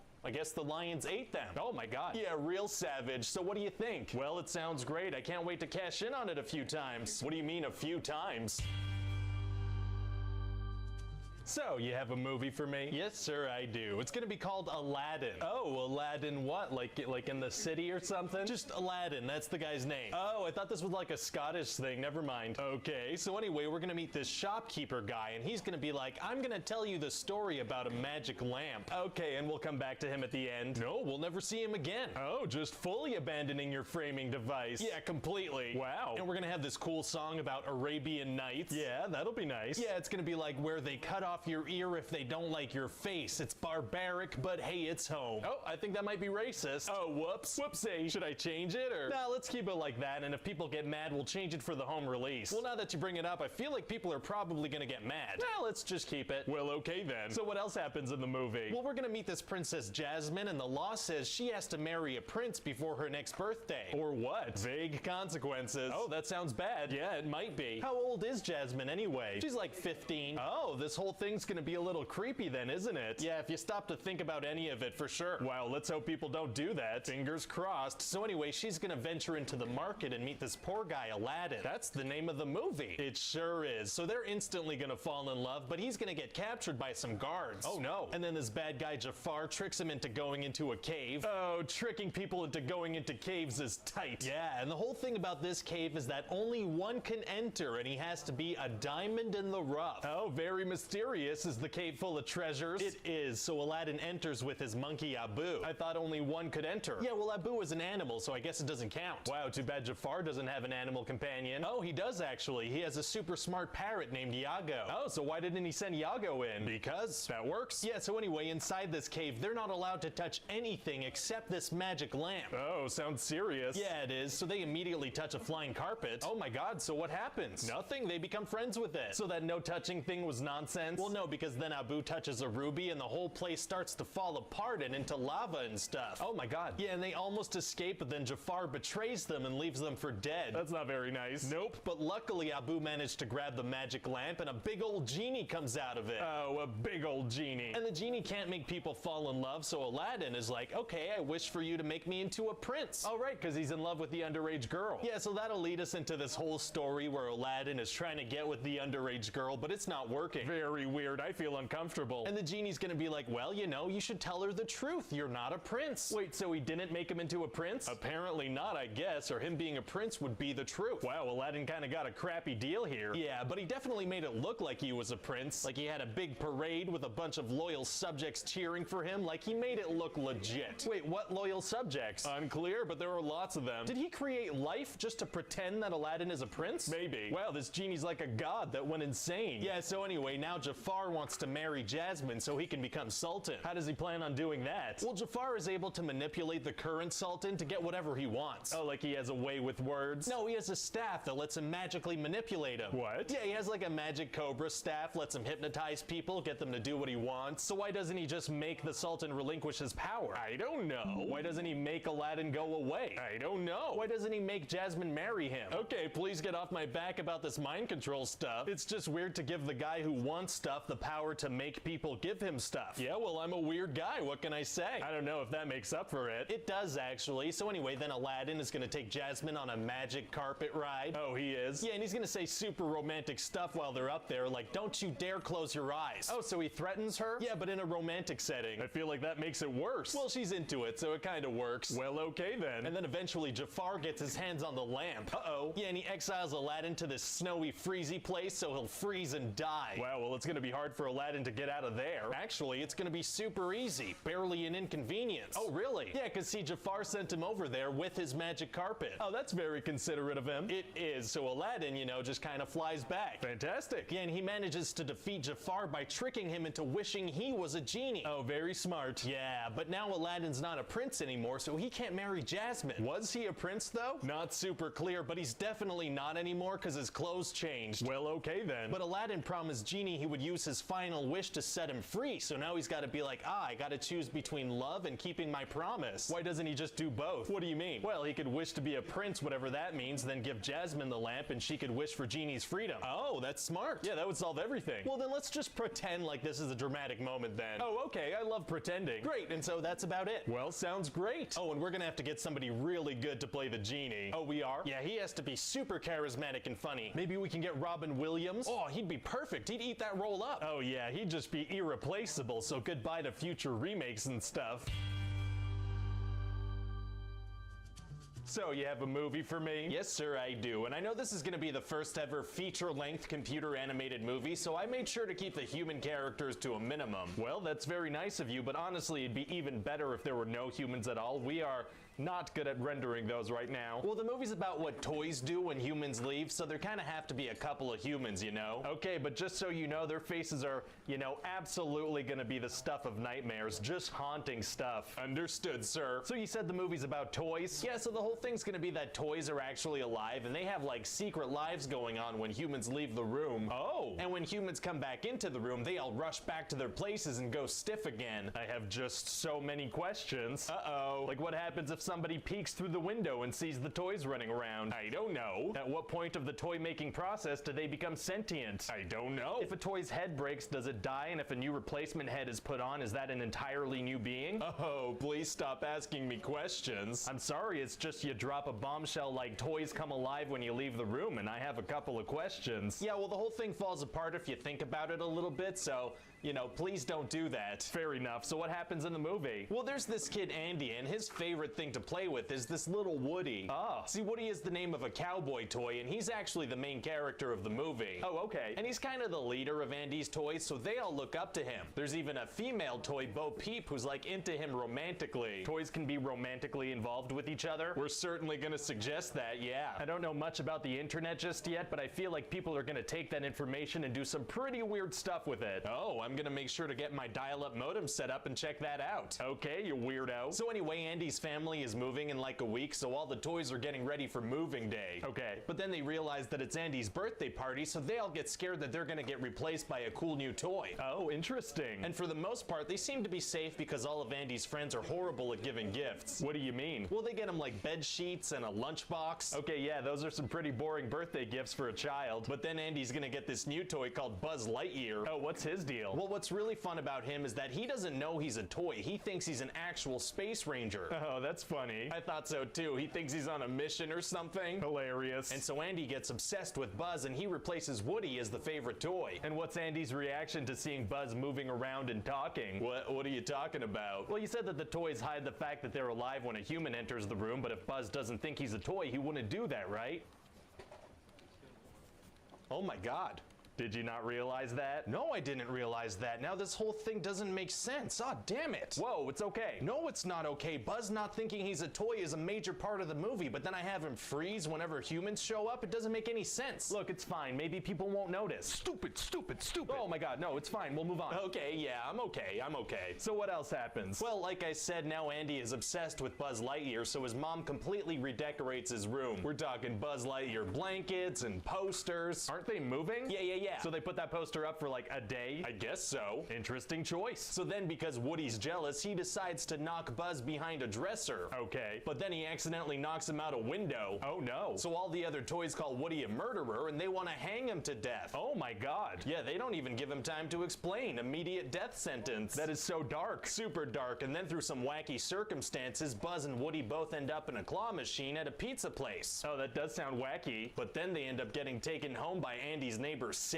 And what's Sid's deal? Oh, well, he's super evil. He makes toys explode and he like crafts different parts of toys onto other toys. Pretty creative, actually. Yeah, super evil. Just a kid using his imagination. Anyway, so at Sid's house, Buzz is gonna see a TV commercial for himself and realize he's a toy. Oh, so what does he do? Well, he goes into this deep existential depression. Oh, existentialism is tight. Why are we even here? I don't know. Fair enough. Let me know if you figure it out. So then Sid decides he wants to use this huge rocket thing on Buzz and all the toys have to stop him. Wow, it's gonna be impossible for them to stop a human. Actually, super easy. Barely an inconvenience. Oh, really? Yeah, Woody just breaks all the rules and starts talking to him, and then Sid's other toys start crawling towards him. That is horrifying. Yeah. That kid's gonna have some serious psychological damage. Well, serves him right for what he did to those toys. I mean, he didn't know they were alive. He was just having fun, and now they probably ruined his life. Yeah. Toys are ruthless. They are. So then Woody and Buzz race down the street to try to catch up with the moving truck. They race down a public street. Won't people see them? Most probably, but we're not gonna deal with that because I don't wanna. Well, okay then. So what do you think? Well, as the first computer animated feature, I think it's gonna be great. Yeah, we're basically paving the way for a whole new kind of animated feature. Yeah, and if this is how CG animated features are kicking off, I can't wait to see the kind of stuff they make in the future. Oh, things are gonna get good.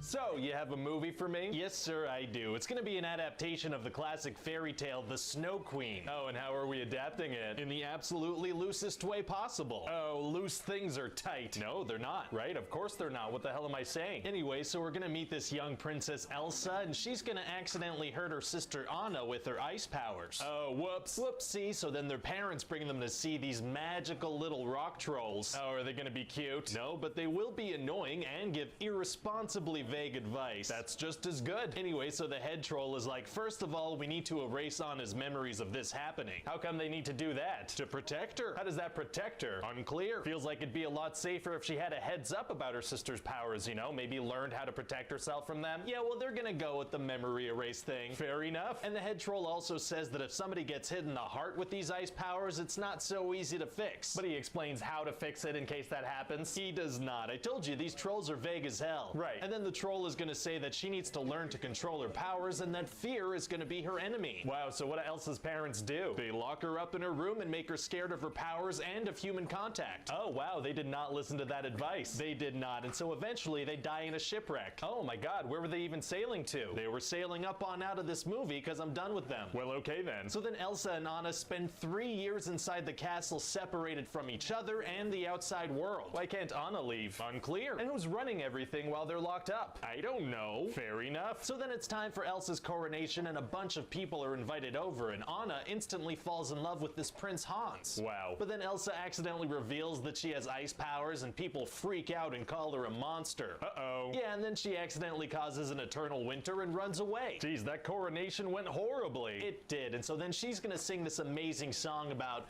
you know, moving on from her past or something. Oh, what's the song called? Oh, I don't know yet. Probably something like Moving On Up. Not a fan of that. Maybe something like Breaking Free. Maybe The Past Is Gone.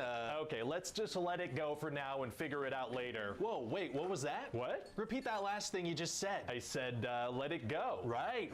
But the end part? I said, we'll figure it out later. Yeah, we'll figure it out later, because I can't think of anything good right now. Oh, the way you got excited there, I thought I sparked an idea. Oh no, I just get really excited about procrastination. It is pretty great. So anyway, Elsa heads up into the mountains and builds a giant ice castle to live in. A castle that's fully made of ice? Yeah, pretty sweet, right? But where's she gonna poop? Well, she doesn't have any food to eat, so maybe she won't poop at all. Yeah, I don't understand how she intends to stay alive there. Yeah, me neither. Let's not think about this at all, okay? Sounds like a plan to me. So then back home, Anna is like, I need to go find my sister. And so who does she bring with her? Nobody. She goes alone? Yeah, she feels responsible, so she goes alone with no equipment or supplies or even winter clothing. But what if something happens to her? Then there's no way this works out. Well, she feels like she should go alone, so she leaves Hans in charge. The guy who's visiting? Yeah. Feels like whoever was running things before the coronation should be left in charge. Yeah, but I don't even know who that is, so this random prince that's visiting is gonna be left in charge. Well, okay then. So anyway, Anna is gonna meet this guy Kristoff and his reindeer Sven, and they're gonna team up. All right. And they're gonna meet this sentient snowman Olaf that Elsa created. Wait, hold on. She made a sentient snowman? Yeah, and his whole thing is that he likes warmth and so. But you're saying she created life out of thin air. I mean, yeah, but that's not the point. The point is that Olaf is this wacky guy. I feel like that should be the point. No, we're gonna focus on how funny this snowman is. I mean, her ice powers don't even compare to the power of creating life out of nothing. Oh, definitely don't put too much thought into this godlike ability she has. Why not? Because I didn't. All right, I'll try to act like that's not a game changer. Great, so Olaf is really silly and he has no idea that heat, the one thing he's obsessed with, is the one thing that would kill him. That's pretty dark, actually. No, we're gonna play it for a laugh. Oh, we are? Okay then. Anyway, eventually Elsa's gonna accidentally shoot Anna in the heart with her ice stuff and get captured. Oh, none of that's good. It's not. So then Anna starts to turn to ice or something. Oh boy. Yeah, so Kristoff brings her to see the rock trolls because he witnessed all that stuff when they were kids. And this is the first time he's bringing that up? It is. Wow, very unnecessary secrets. Yeah, so then the trolls sing a very forgettable song and then explain that Anna can be saved by true love. That would have been good to know this entire time. Maybe. And so then we're gonna find out that Hans was evil this whole time. How do we find that out? He literally just explains it all for no reason. Great, that's a very convenient way for us to find out. Definitely. So Hans is gonna try to kill Elsa and Anna's gonna sacrifice herself to save her. Oh. Yeah, and it turns out that that was an act of true love, so she gets saved. Wow, and so what do they do with Hans? How do they punish him? They send him home. Oh, that'll show him. Yeah, I guess. So then Elsa gets to be queen. Wait, what about all the people in the kingdom who thought she was a monster because of the ice powers? What about them? Well, it's gonna be hard for them to get over that. Actually, it's gonna be super easy. Barely an inconvenience. Oh, really? Yeah, she just reverses the winter with love or something, and they're all like, oh, everything's great now. Oh, that was easy. So they're just not scared of her powers anymore? Nope, everything's fine. And so, yeah, that's about it. Wow. So any ideas about who to cast as Anna and Elsa? We need people who can sing. Oh, yeah, well, I was thinking maybe Kristen Bell as Anna and maybe Idina Menzel as Elsa. Idina Menzel? I'm not familiar with her. Oh, she's this amazing Broadway performer. She did Rent and she did Wicked. Oh, okay. Trust me, after this movie, everybody's gonna know her name.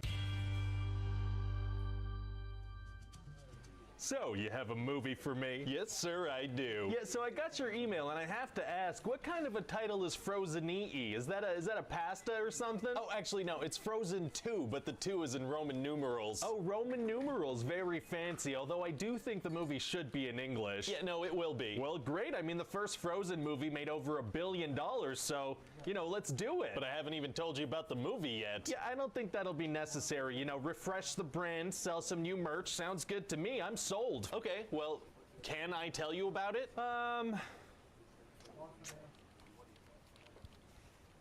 Yeah, no, I should know what it's about. Okay, so what happens in this thing? Oh, a whole bunch of stuff, but to be honest, it was a little tricky to figure out. Oh, how come? Well, the first movie was supposed to be a one-time thing. It pretty much ended with, and then they live happily ever after. Right, but then money happened. So in this one, we have to be like, yeah, they lived happily ever after, but... The movie's a butt? The movie's a butt. Oh, butts are tight. Some are, yeah, for sure. For sure. So anyway, we're gonna start the movie off with a flashback of Anna and Elsa's parents telling them some bedtime exposition. Okay. So they're gonna tell them about an enchanted forest and a mystical river. They're just gonna take turns dropping a bunch of information before the title card even shows up. Wow, okay, well I guess it'll be nice to get all the exposition out of the way at the beginning. Oh, no, it's pretty much gonna be continuous throughout the whole thing. Oh, it is? Yeah, see, I'm trying to expand the mythology of the Frozen universe, so that means explaining things to the audience for extended periods of time. Well, okay then. So anyway, then Elsa gets the, call to adventure, as they say in screenwriting books. Okay, so what's the call to adventure in this movie? Literally a voice calling her to adventure. It's this mysterious singing voice. A mysterious singing voice? What does that sound like? Well, it kind of sounds like... Oh my god.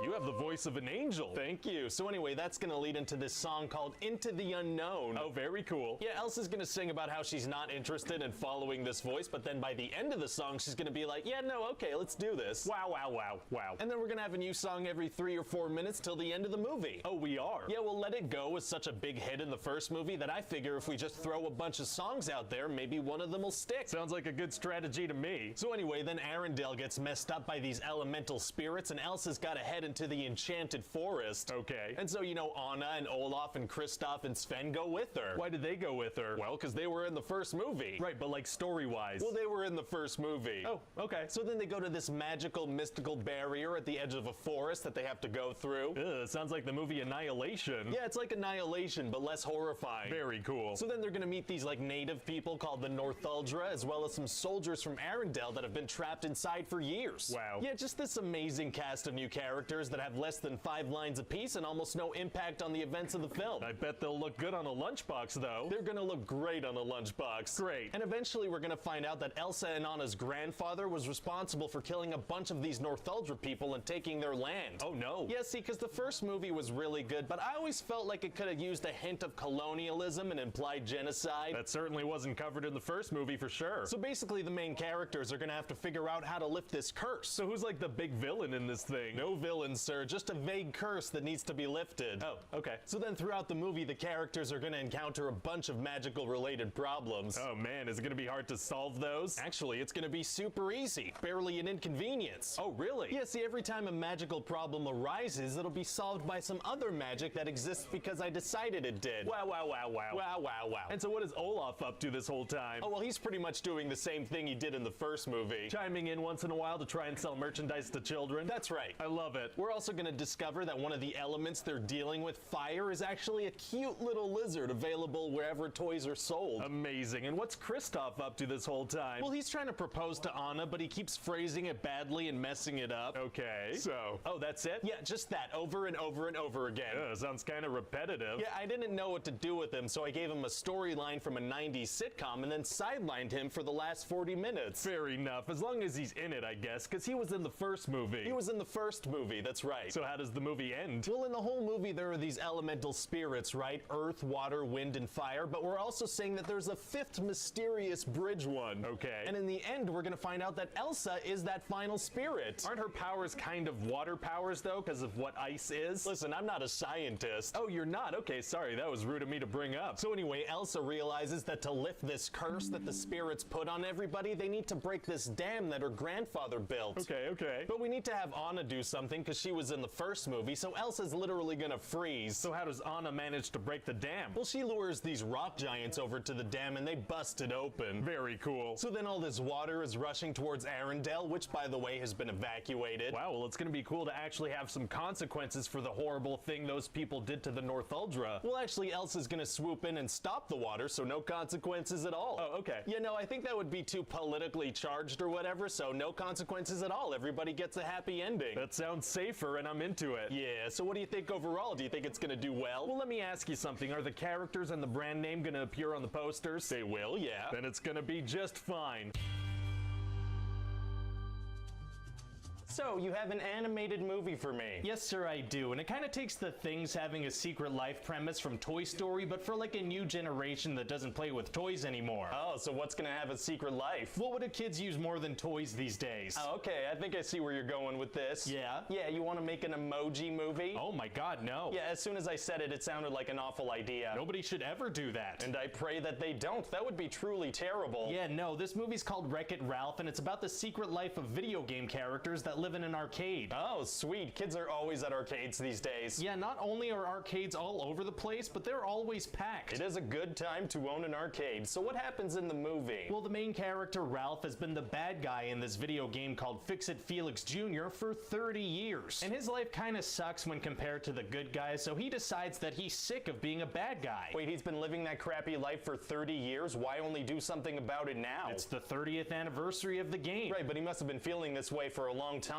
What makes this moment so special? This is when the movie starts. Gotcha. So anyway, to be a good guy, he needs to win a medal, so he decides to sneak into another game to do that. How are the games connected? Well, they're all plugged into the same surge protector, and if one of the machines gets unplugged, the characters in it die. Wait, so they've never once unplugged the game in 30 years? That's what we're going with. What if something that's not a video game gets plugged in? Like, what if the janitor plugs in his vacuum? Can they go in the vacuum? Oh, please don't think about the world building this much. Why not? Well, it's the kind of world building that falls apart if you think about it, so it's best not to do that. Fair enough. Anyway, so we find out through Sonic the Hedgehog that if characters die outside their own game, they're dead for good. So Ralph goes into a safe little game to win a medal? No, he goes into the most dangerous, violent, murdery game in the whole arcade. Oh, he does? Yeah, and then at this point in the script, I actually ran out of video game jokes to make. Must have been hard to finish a script about video games without any video game jokes left. Actually, super easy, barely an inconvenience. Oh, really? Yeah, I just had Ralph head over to this game called Sugar Rush, so we start making candy puns instead of video game puns. Oh, abruptly switching your pun strategy is tight. Anyway, so Sugar Rush is this kind of racing game, and Ralph meets this character, Vanellope, who's not allowed to race because she's a glitch. Okay. And she steals Ralph's medal to sneak into the race, so if she doesn't win, he's not getting it back. Wow, this character sounds like a massive glitch. Yeah, it was a real glitch move on her part, but she's actually pretty nice. So what else should I know about Sugar Rush? Well, the place is run by this guy, King Candy. Oh, we should make him be like the Mad Hatter in Alice in Wonderland. What do you mean? Like, we just straight up make him look and sound exactly like the Mad Hatter. Why would we do that, though? Why wouldn't we do that? But why would we? Listen, I just really like Alice in Wonderland, so this is something that's gonna happen, okay? But I don't understand. This is happening. Are you on board or not? Oh my god, I guess I'm on board. Great. Wow, that got scary. So what else happens in the movie? Well, at the end, we're gonna find out that he's actually a bad guy named Turbo in disguise. And he snuck into the game when his game got unplugged. Then he completely recoded it to make Vanellope a glitch instead of the princess that she actually is. How does a video game character know how to recode an entire game? I don't know, but he also erases everyone's memories so they don't know that she's a princess. How does he know how to do that? Dude, I don't even know. Wow, this guy has such a convenient skill set. Anyway, so Vanellope ends up winning the race, which completely fixes and resets the game. Why would winning a video game do that? Because that's what I wrote. Fair enough. So then Ralph goes back to his original job, but everyone's happy now. So what's the message here exactly? I don't know. I guess it's kind of you should just accept your position in life no matter how crappy and just do your job with a smile and keep your mouth shut. That is an important lesson for kids to learn. Yeah. So you said that Sonic the Hedgehog is going to be in this movie? Are there any other well-known characters? Yeah, I have a few, but to be honest, I tried to keep it to a minimum. How come? Well, it kind of just felt like a cheap gimmick to get people to come watch the movie. Oh yeah, that's not our style. We never do something like that.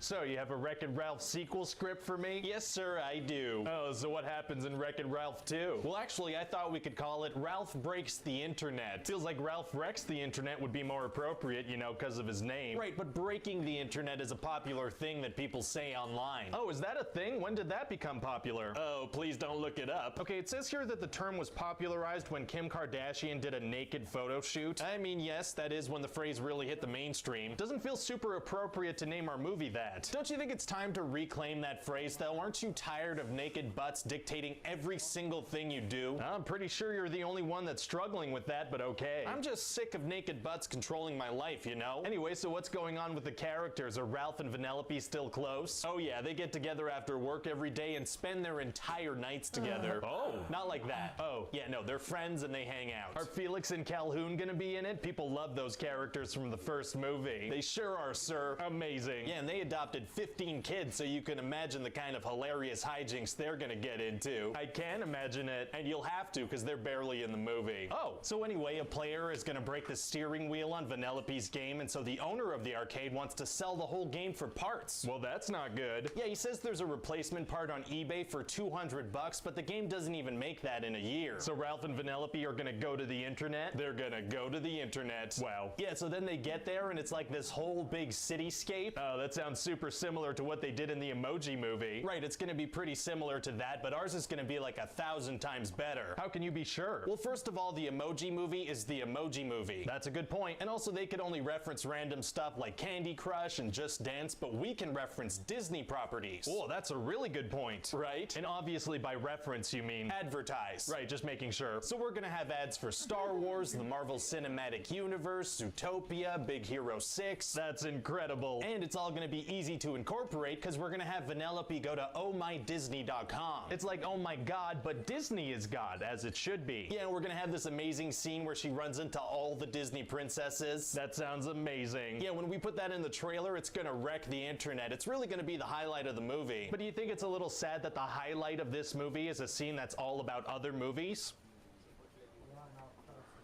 No. Well, okay then. Anyway, so Ralph and Vanellope are gonna run around the internet and encounter a bunch of ads for websites too. Why would we put ads for websites in here? Because it's product placement. Those websites will pay you to be featured. Money for me? Money for you. So you're saying that not only is this movie a commercial for other Disney properties, but also for a bunch of websites that'll pay me to be featured? That's right, sir. I want this movie made right now. I don't even want to hear the rest of the story. Oh, I'd love to tell you though. Okay, but make it fast. I want to start making this money. Okay, so Ralph and Vanellope need to make a bunch of money online to pay for the steering wheel, right? Right. So they follow this super sketchy pop-up bad guy, and that ends up leading them to a game called Slaughter Race, and Vanellope absolutely falls in love with it. Wow, and that's a great message for kids. What is? That clicking on sketchy pop-up ads might seem a little scary at first, but ultimately you'll always get what you're looking for. That's a good point, yeah. That's how I met my wife, actually. Oh yeah? Yeah, she was a hot single in my area, just waiting to chat with me. Everything always works out with pop-up ads. And another thing we're gonna do is have Ralph become a viral video star and make like $30,000 in a couple of hours. Oh, that's good. That way we can show kids that becoming popular on YouTube takes little to no effort. It is super easy, sir. So what else happens in the movie? Well, we're pretty much gonna have them run around and encounter a bunch of jokes relating to the internet. I feel like it's kind of risky to reference internet trends though. What do you mean? Well, internet trends are notorious for being quickly forgotten, so won't the movie feel dated pretty quickly? Well, we're only gonna reference timeless internet jokes. Like for example, we have a reference to Chewbacca Mom. What was Chewbacca Mom again? I don't fully remember, to be honest. Well, okay then. We're also gonna have a thing where Twitter is represented by actual birds. Oh, that's literally a thing in the Emoji Movie. Well, we're gonna do it too. Hey, we should have a scene where Ralph reads the comment section on his videos and gets really sad. Why would that make him sad though? Aren't people like really mean in comment sections? No, I don't think so. Really? All I ever see people write in the comment section is the phrase super easy, barely an inconvenience. Why would they write that? Yeah, I really don't know. Oh, I guess writing super easy, barely an inconvenience in the comment section is tight. I guess it is. So how does the movie end? Well, at the end of the movie, Vanellope is gonna stay in the internet and Ralph is gonna go back home. Oh, that's sad. Yeah, well, they're still gonna have like a web video chat once a week, so they're still good friends. Ralph is still able to use internet devices when he's not in the internet. Sure, that works. So what do you think? I like it a lot. I mean, there's some fun stuff, but also some sad stuff, so it looks like you hit that balance really well. Thanks, yeah, I really crafted this with people's emotions in mind, you know, so we can precisely plan when they'll feel happy and when they'll feel sad. Well, it's not like something in an animated kids movie can be unexpectedly sad.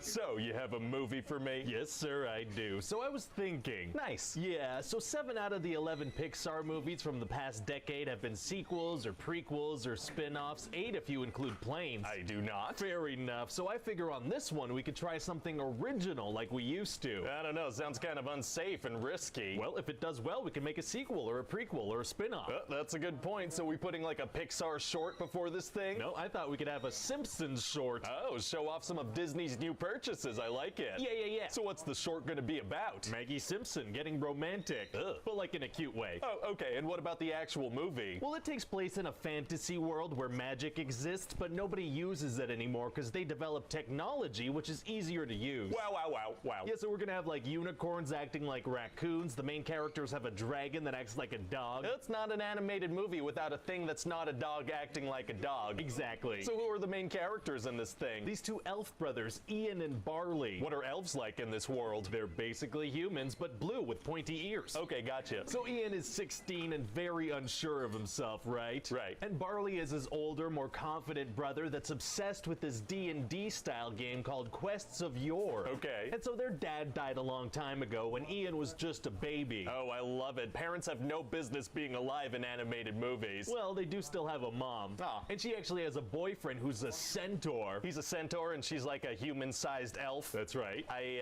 have some questions. Oh, please don't ask them. Oh, okay, yeah, no, I'll keep those to myself. Anyway, so this centaur is kind of a goofball and he drives since it's easier than running. Running is magic? No, it's just inconvenient, so he has to squeeze into this little human-sized car. If the magical beings are the ones that develop technology, why don't they have cars of different sizes for different creatures? I don't know. Oh, fair enough. So anyway, the kid's dead father leaves them a staff that lets them bring him back for 24 hours. Okay. But they mess up the spell and only bring back his lower half. So like his crotch? Well, like legs. So like a crotch though, we're gonna be looking at a man's crotch quite a bit. Okay, yeah, sometimes we're gonna be looking at a crotch, and I know it sounds weird, but it's actually quite touching. Oh, touching crotches are tight. Oh my god. Oh my god, I need to start filtering some of the things I say are tight. You sure do, sir. So anyway, sometimes they're gonna build a fake torso for their dad to pretend that everything's normal. Oh, fake chests are tight. What's that gonna be like? Have you seen Weekend at Bernie's? Sure, yeah. That. Well, okay then. So if they want a shot at completing the spell and speaking with their dad, they need to track down this super rare Phoenix Stone. Oh, movies about tracking down valuable stones are very hot right now. Yeah, so they take off to go find this thing, because after 24 hours, that's it, he's gone. They don't bring the mom along? They don't, no. Very insensitive. Yeah, I guess, but she's gonna try to follow them the whole time, so we'll check in with her. Oh, okay. So they take off on a road trip in Barley's van, and they meet this Manticore lady. And what's her deal? Well, she used to go on adventures and send people on quests, and now she runs a restaurant. Oh. But Ian and Barley make her go crazy and, like, reignite her taste for adventure. How do they do that? By talking to her for about 30 seconds. Oh, that didn't take much. Yeah, I guess she was right on the edge. Wow. So they keep going on this road trip, and you know what they encounter? Well, if this is a road trip movie, I'm gonna assume they encounter bikers of some kind. They encounter bikers of some kind. Do they do that thing where they accidentally tip over all their motorcycles? You know it. Never gets old. Never gets old. Right?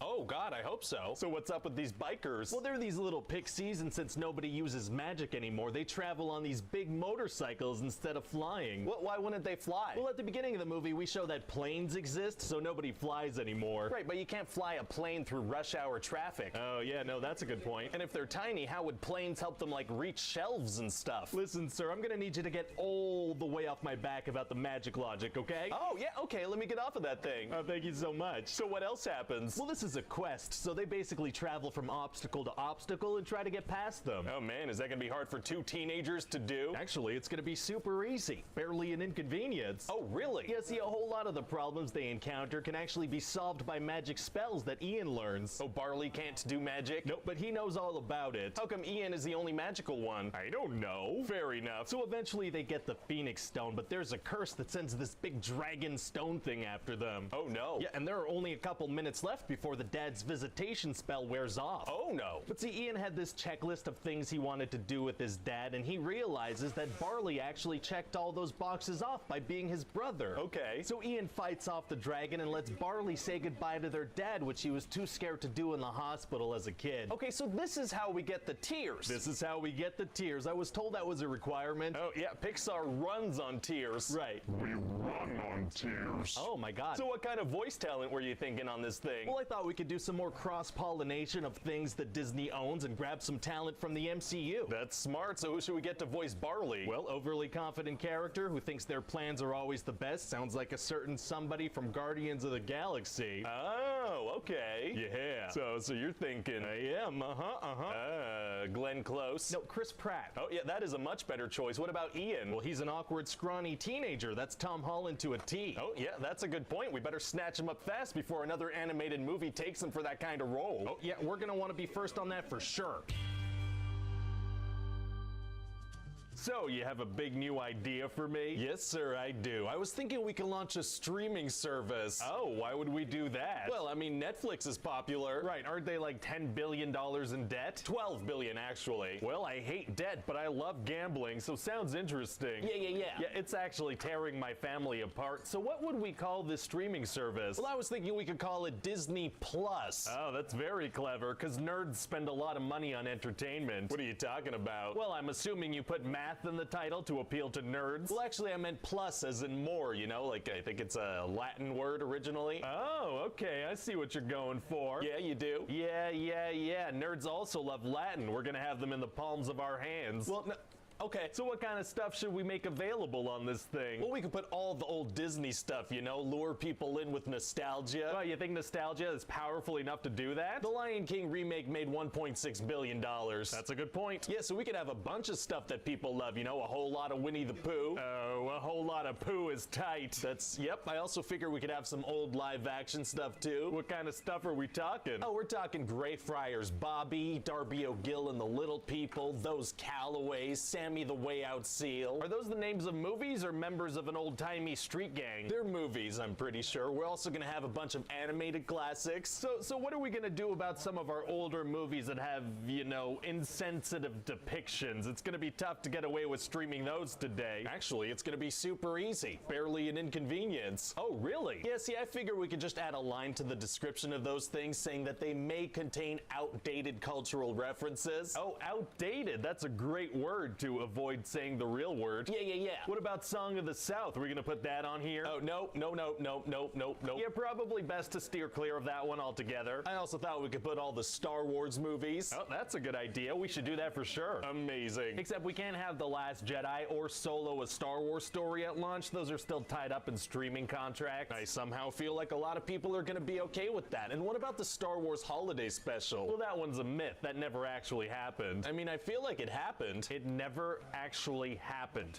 Oh my god, okay, yeah, no, it didn't, never happened. Great, okay. Also, I should mention that George Lucas did have a successful break-in recently, so A New Hope is gonna be slightly altered. A successful break-in? What are you talking about? Well, periodically, George Lucas tries to break in and modify the Star Wars movies. I mean, we have a whole security team on it, but he's surprisingly slippery. Wow, so what did he alter? McClunky? McClunky? Yeah, now Greedo says McClunky before Han shoots him. I don't know. I mean, okay. Yeah, just something we're gonna have to live with. I've also been speaking with Jon Favreau, and he's really into the idea of making a Star Wars TV show. Oh, very interesting. What would it be called? The Mandalorian. Oh, that sounds like a decorative lamp or something. Not very exciting. Yeah, you might think it's about decorative lamps, but it's actually about a bounty hunter. Wow. I also thought we could have some Marvel TV shows. Oh. You know, eventually. Oh, I had a very premature oh. You did. And I also thought we could put all the MCU movies on this thing, you know? People are going to be really pumped to rewatch those. Yeah, they will. Although they will have to wait for certain movies that are still tied up at Netflix. Well, as long as the Tom Holland Spider-Man movies wind up on this thing, I think people are going to be happy. Yeah, that might never happen. Oh, dang it. Anything else you want to put on this thing? Well, technically, we could put all the seasons of The Simpsons on this thing, you know? That'd be pretty huge. Oh, that's a great idea. Let's crop those bad boys. What? Chop, chop. So how much content would we have on this thing at launch exactly? Well, about 750 hours of movies and about 3,000 hours of TV. Wow, are we going to be able to support that, like technology-wise? I'm assuming millions of people are going to sign up.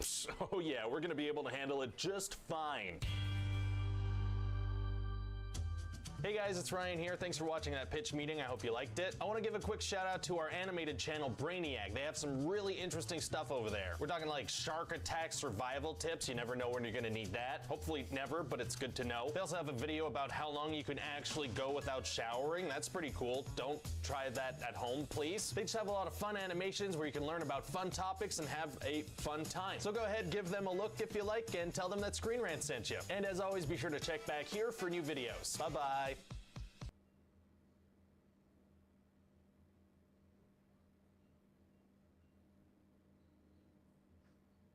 So you have a Superman script for me? Yes, sir, I do. That sounds like fun. No. No? Yeah, no, it's gonna be real serious and real gritty. Oh, it is? Right, because remember how the Dark Knight trilogy made a bunch of money? Are you kidding me? That's all I think about ever. Yeah, so I figure we could do that dark, gritty origin thing again, but this time with Superman. Do you think it matters that Superman is much more of a hopeful and colorful hero than the Dark Knight? I don't think anything matters. Interesting worldview. All right, so what happens in the movie? Well, the planet Krypton is about to explode, so Superman's dad, Jor-El, is planning on sending him off to Earth. Aren't any other Kryptonians gonna leave the planet too? No, Jor-El tells this council that everyone on this planet is already dead. If they're gonna put a baby Superman on a spaceship, why can't they put other people on spaceships too? Because. Fair enough. Anyway, then this bad guy Zod is gonna try to take over and they're gonna stop him. Oh, so what do they do with him? Well, they banish him from the planet. So they can launch a baby into space and they can launch bad guys into space, but they have to stay on a planet that's gonna explode. That's what we're going with. Well, okay then. Anyway, so Superman's gonna be raised as Clark Kent in Kansas, and his adoptive father wants him to keep his identity a secret. Okay. So when Clark is a kid and he saves a bunch of kids from drowning, his dad's like, maybe you shouldn't have done that. What? Yeah, he's like, you know, your secret is that important. You probably should have just stood around and watched all your classmates drown. Wow, he must really care about that secret. Yeah, so anyway, then he tells Clark about the time that he brought a bit of his spaceship stuff to a specialist who told him it wasn't from this Earth. Wait, so Clark has to keep it a secret, but he can bring some space junk to a guy? That's right. Wow, super unfair. And then we're gonna have this thing where Pa Kent dies in a tornado because he doesn't want Clark to help him. Why? Because if a person saves someone from a tornado, that person is automatically an alien. Feels like there might be other conclusions people would come to before that one. Well, Pa Kent doesn't want to risk it, so he lets himself die. Huh. Anyway, so when Clark is older, he's confronted by this jerk at a truck stop bar, and he restrains himself from kicking the guy's butt. Oh, that's great. It's important to show that he's the bigger man, and plus this way he won't draw attention to himself. Yeah, but then he's gonna impale the guy's truck on some massive logs. What? Yeah, then he leaves. That's much more suspicious and also makes him seem like a petty character. Yeah, but it's gonna look cool visually. Oh, it is? Okay, never mind the story and character and theme. Great. So what else happens in the movie? Is Lois Lane in it? You bet, and she also has superpowers. What do you mean? Well, she can survive in -40 weather with no problem at all. She can teleport across the city to show up where she needs to be, and she's somehow able to resist the pull of a massive gravity machine. Those are some pretty impressive powers. Yeah, so anyway, later in the movie, Superman and Zod are gonna have this massive fight in Metropolis. So Clark is gonna lure Zod away from the city? No, he's gonna punch him through some buildings. Okay, but then he's gonna lure him away from the city? No, he's gonna punch him through some buildings for 40 minutes. Oh my god. Yeah, so many people are gonna die you don't even know. Feels like it's gonna be difficult to keep a fight scene interesting for 40 minutes. Actually, super easy, barely an inconvenience. Oh really? Yeah, we're gonna keep things spicy by throwing in some, you know, extremely generic dialogue. How generic are we talking? Well, Zod's gonna be like, there's only one way this thing ends, Cal. Either I die or you do. Wow. And also Clark is gonna be like, you're a monster, Zod, and I'm gonna stop you. That is so incredibly generic, I love it. Also, Superman and Lois Lane are gonna kiss. Why? Well, he saved her from falling, and also they're like an iconic couple, right? Right, but did we build up a romance between them in the movie? Not really. And aren't they standing in the middle of a bunch of dead bodies and destroyed buildings? Yeah, it's gonna be super romantic. You have a pretty weird concept of romance. Yeah, I had a weird childhood.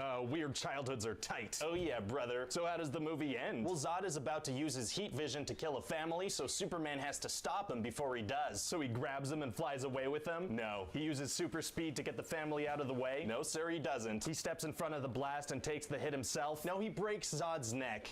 What? Yeah, and then he screams because he's so upset that he had to do that. Feels like there were a lot of other options, though. Whoops, whoopsie. Anyway, so yeah, then the city's destroyed and thousands of people are dead and Superman killed someone. Wow, how are we gonna deal with the aftermath of that? We're not. We're gonna jump forward in time. Oh, we're not gonna deal with the consequences? No, that would be super difficult. Very much an inconvenience. Fair enough. Yeah, maybe in a future movie or something, I don't know. Well, okay then. So yeah, we're gonna jump forward in time and have Superman destroy a $12 million military drone and be like, stop following me, you jerk. Wow. And then he's gonna get hired at the Daily Planet despite having no experience. And people aren't gonna realize that he's Superman? No, because he has glasses. Oh, I figured since we were going the gritty route, we would do away with that whole glasses hide his identity thing. No, that stays. If you say so. So what do you think? Well, honestly, man, as long as this lays the groundwork for the DCEU, I'm happy, you know? I hear ya. Justice League movie, here we come. Oh yeah, that's when we're really gonna cash in on these superheroes. So we're bringing Batman into the DCEU. That's right. And you know, I was thinking, everybody's already kind of seen Batman's origin story. Oh yeah, everybody's seen that like 1,000 times. Exactly, so I figure let's do it again. Oh, yeah, but this time we'll do it super slowly. Ooh, slow motion? That is so cool. Yeah, you like slow-mo? Oh, yes, I do. In fact, let's use it in all the scenes, every scene. Oh, really? Every scene? Yeah. I mean, the script is already kind of long. I feel like that might extend the runtime to over 3 hours. Well, we could just cut out some scenes at random then. At random? What if some important stuff gets cut? Even better. What do you mean? Well, if people want the movie to make more sense, they can pay for an Ultimate Edition. Oh, that's smart, right? Or maybe evil? No, it's smart. Okay, gotcha. So anyway, what happens in the movie? Well, first off, Batman is mad at Superman because when Superman was fighting Zod in Man of Steel, somebody close to him got killed. Was it Robin? No. Alfred? Nope. Lucius? Well, who was it? It was Jack. Who's Jack? He works at Wayne Enterprises as a financial advisor. Is he like from the comics or something? No, I made him up. Gotcha. Anyway, we're gonna have Lex Luthor orchestrate a plan to get Batman and Superman to fight each other. Oh, Lex Luthor is in this. Yeah, but this isn't your typical Lex Luthor. How so? Well, he's young, he has hair, he likes candy, and he makes really high-pitched Mickey Mouse noises like Oh, so he's like a toddler. No, he's like 30. Wow, so what's his plan? Oh, it's super simple. First, he has to find out the secret identities of Batman and Superman, then lure Lois Lane to Africa to interview a rebel general, but then sabotage it by outing a CIA operative named Jimmy so they can capture Lois and Superman shows up. Then he has to make sure all the rebels get murdered and that Superman gets blamed for the whole thing. Also, he has to make sure that someone from that African village will lie to Congress about that, so they force Superman to testify. Then he's gonna force feed candy to a guy and ask Congress for an import license because he wants to use kryptonite to make a weapon in exchange for access to General Zod's body, and also he needs to steal Zod's fingerprints. Then, since Batman brands criminals for some reason, Luthor will hire other inmates to kill those criminals in jail because that'll make Superman want to investigate Batman instead of doing his actual job, which is to cover football for the paper. Then he has to send some crazy stuff in the mail, then invite both of them to the same event and introduce them to each other in a very excited and suspicious way, even though there's no real reason to be introducing Bruce Wayne to low-level journalist Clark Kent. Then Lex has to blow up the Capitol building via a rigged wheelchair and a former Wayne employee, so people will be mad that Superman didn't stop the explosion somehow. Lex assumes that this will send Batman over the edge, and luckily for him it does. Then Lex will access the Kryptonian spaceship for his backup plan of combining his DNA with Zod's body to make a giant monster with alien science or whatever. He'll call that thing Doomsday, kidnap Lois Lane, kidnap Superman's mom, tell Superman to kill Batman or she dies. Then hope that Superman doesn't explain the situation to Batman and that they just fight each other. Oh. Okay, simple enough. Yeah, pretty straightforward. Cool. Yeah, so instead of explaining the situation right away to Batman, Superman will be like, Bruce, I gotta talk to you. Bruce, listen. Listen to me, Bruce. Bruce, this is important. Bruce, I'm gonna say something important. And so then they fight? Yes, they do. For a couple of minutes. Very cool. But then Batman finds out that Superman's mom has the same name as his mom. That makes them stop fighting? Yeah, because it makes Batman realize, oh, this guy has a mom. He can't be that bad. Every concern I had about this super powerful alien is gone. Interesting. And so they're gonna team up to fight the giant Doomsday monster that Lex somehow knew how to make. How does that go? Well, they manage to kill it, but Superman dies in the process. Oh, well, I mean, he's not really dead, right? Of course not, obviously. But we will spend a long time pretending like he is, even though nobody's gonna buy that. Cool, so listen, we also have to kind of use this movie to set up the Justice League film. Is that gonna be hard to shoehorn in there? No, super easy, barely an inconvenience. Really? Yeah, actually way ahead of you on that one. Batman is gonna meet Wonder Woman at Lex's party. Oh, why is she there? Because. Gotcha, and they're gonna go on kind of a side quest to uncover the other heroes? No, but what they will do, and people are gonna love this, is send each other some emails. Why are people gonna love that? Well, think about it. What is the big thing missing from the modern superhero movie? I feel like you're gonna say emails, but emails. People want to see superheroes email each other. All right, I mean, you seem really excited about emails. Oh, I am. Great, well, I hope people share your excitement. Yeah, so these emails are gonna have attachments of video files showing the other heroes. You know what? I guess that is pretty cool, right? Yeah, it's much more efficient than taking the time to set up these characters before jumping into the big team-up movie movie. Oh yeah, Marvel wishes they thought of an email scene. Oh yeah, they're kicking themselves. So what do you think of the movie overall? Doesn't matter. What do you mean? Look, we have Batman, Superman, and Wonder Woman in the same movie. We could do anything we want and everyone's gonna love it. Oh, really? Listen to me. Everyone. So you have a new comic book movie script for me? Yes, sir, I do. It's called Suicide Squad. Sounds dark. What's it about? Well, first off, there's a guy who's like, hey, what if Superman had decided to rip the roof off of the Oval Office and fly away with the president? Who would have stopped him? Oh, that sounds like it's gonna be a tough question to answer. Nope, super easy. Barely an inconvenience, actually. Oh, really? Well, this woman, Amanda Waller, realizes the only way to stop that from happening is to form a team comprised of a crazy lady with a baseball bat, a dude who's good with guns, a guy who can shoot fire but doesn't wanna, an alcoholic Australian with a stick, a reptile, and also a witch who does weird things with her hips. What kind of things? Like if you tried to take your pants off without using your hands, it would probably look something like this. Wow, so this is like a lot of characters to introduce. Yeah, but I figure we could just freeze on them for a few seconds each and throw a bunch of text on the screen. And people are gonna have time to read all that? Well, I guess when people watch it at home, they can hit pause and read it. What about the people that paid to see it in theaters? Oh, well, they'll just have to deal with, you know, not having character development. Fair enough. And so the idea is that these people would be able to stop Superman from stealing the president. That's what we're going with. Okay, well, sounds like an interesting group of heroes. Oh no, they're all incarcerated criminals. What? Yeah, Amanda Waller has to force them all to join the team by putting tiny bombs in their necks. Why would she want a team of bad guys? Are all the heroes dead or something? No, actually, Batman and the Flash have cameos. Oh, so they like show up and help the Suicide Squad once they turn good? No, they're the ones who put the Suicide Squad in jail. Okay, I'm a little confused. Well, part of the concept is that the government will use them for covert missions, and if something goes wrong, they just blame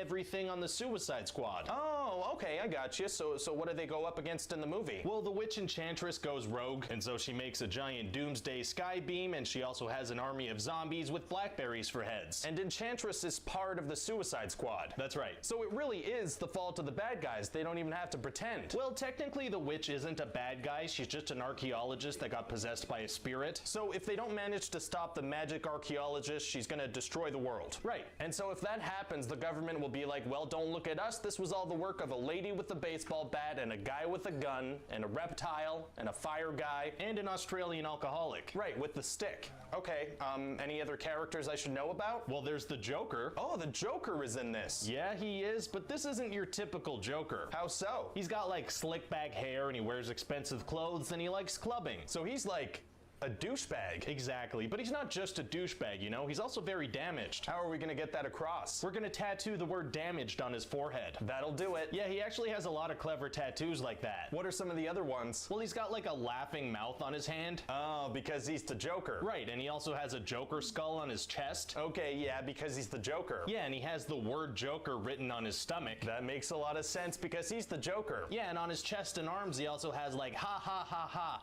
ha ha ha. Ha ha ha ha. Ha ha ha ha. Yeah, because he's the Joker. Oh, yeah. No, yeah, I hadn't thought of that, but that also works that way. Very cool. So what's his role in the movie? Oh, he's like barely gonna be in it. Oh, yeah, he's just gonna kind of show up once in a while like, hey everyone, look how crazy I am. Whoa. Okay, interesting. Wow. And then during the big mission, he's gonna help Harley Quinn escape in a helicopter. Oh, well that's important. Yeah, but it's not gonna work and the chopper is gonna crash and explode almost immediately. Okay, so he really has no effect on the plot whatsoever. No, you could cut him out and the plot would be exactly the same. Well, I guess killing the Joker in a helicopter crash is gonna be a big surprise. Oh, he's not gonna die. Really? He's gonna survive a helicopter crash? Yeah, helicopter crashes in this movie aren't really a big deal. Oh, they're not lethal? No, not at all. It's actually kind of just how people get to the ground. Wow, so how does the movie end? Well, the squad have to kill Enchantress, but first they have to fight her brother, who's like a thing. So Fire Guy is like, good news everyone, I'm secretly a big fire guy. That's a good twist. Yeah, so Big Fire Guy lures Witch Brother into a corner where an army guy is gonna blow them all up. Wow, but I guess an explosion wouldn't hurt the Big Fire Guy. Oh yeah, no, he dies. Oh really? So everyone in the squad is like, oh no, Fire Guy. Oh, no. Nobody cares about the army guy sacrificing himself too? Not even a little. That's cold. Yeah, so then they kill Enchantress, they go back to jail, and that's it. That's it? Yep. So what do you think? Well, the only part that feels a little weird to me is the fact that the Joker is in the movie, but he's not the main villain. Okay. So I just want to double check. You're absolutely sure that that's the right way to go about this? 100%. I will stand by that decision till the day I die. Well then, let's do it. Great.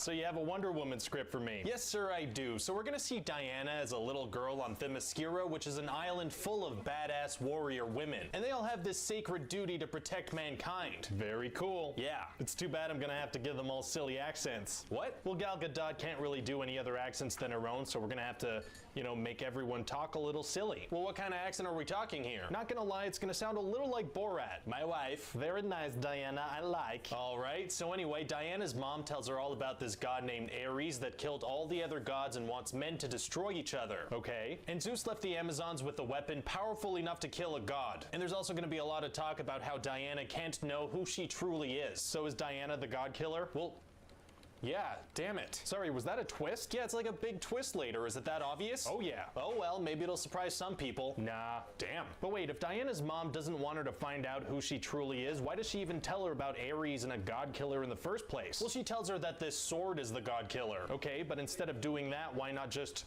not tell her about any of it at all? Well, because I have to have Diana learn this stuff for the movie's plot to happen. Couldn't she stumble upon some ancient text or something, instead of having the one person who doesn't want her to look into this stuff be the one to tell her all about this stuff? Right, I guess that would make more sense, but I want to have these cool drawings show up on the screen while she's explaining it. Oh, that sounds cool. Okay, keep it like that. Great. So anyway, one day Diana's looking out to sea and she sees a guy named Steve Trevor crash his plane and then she saves him. Did you have anyone in mind to play him? Maybe we could get one of those hot Chris's? Oh, which one? Chris Pratt?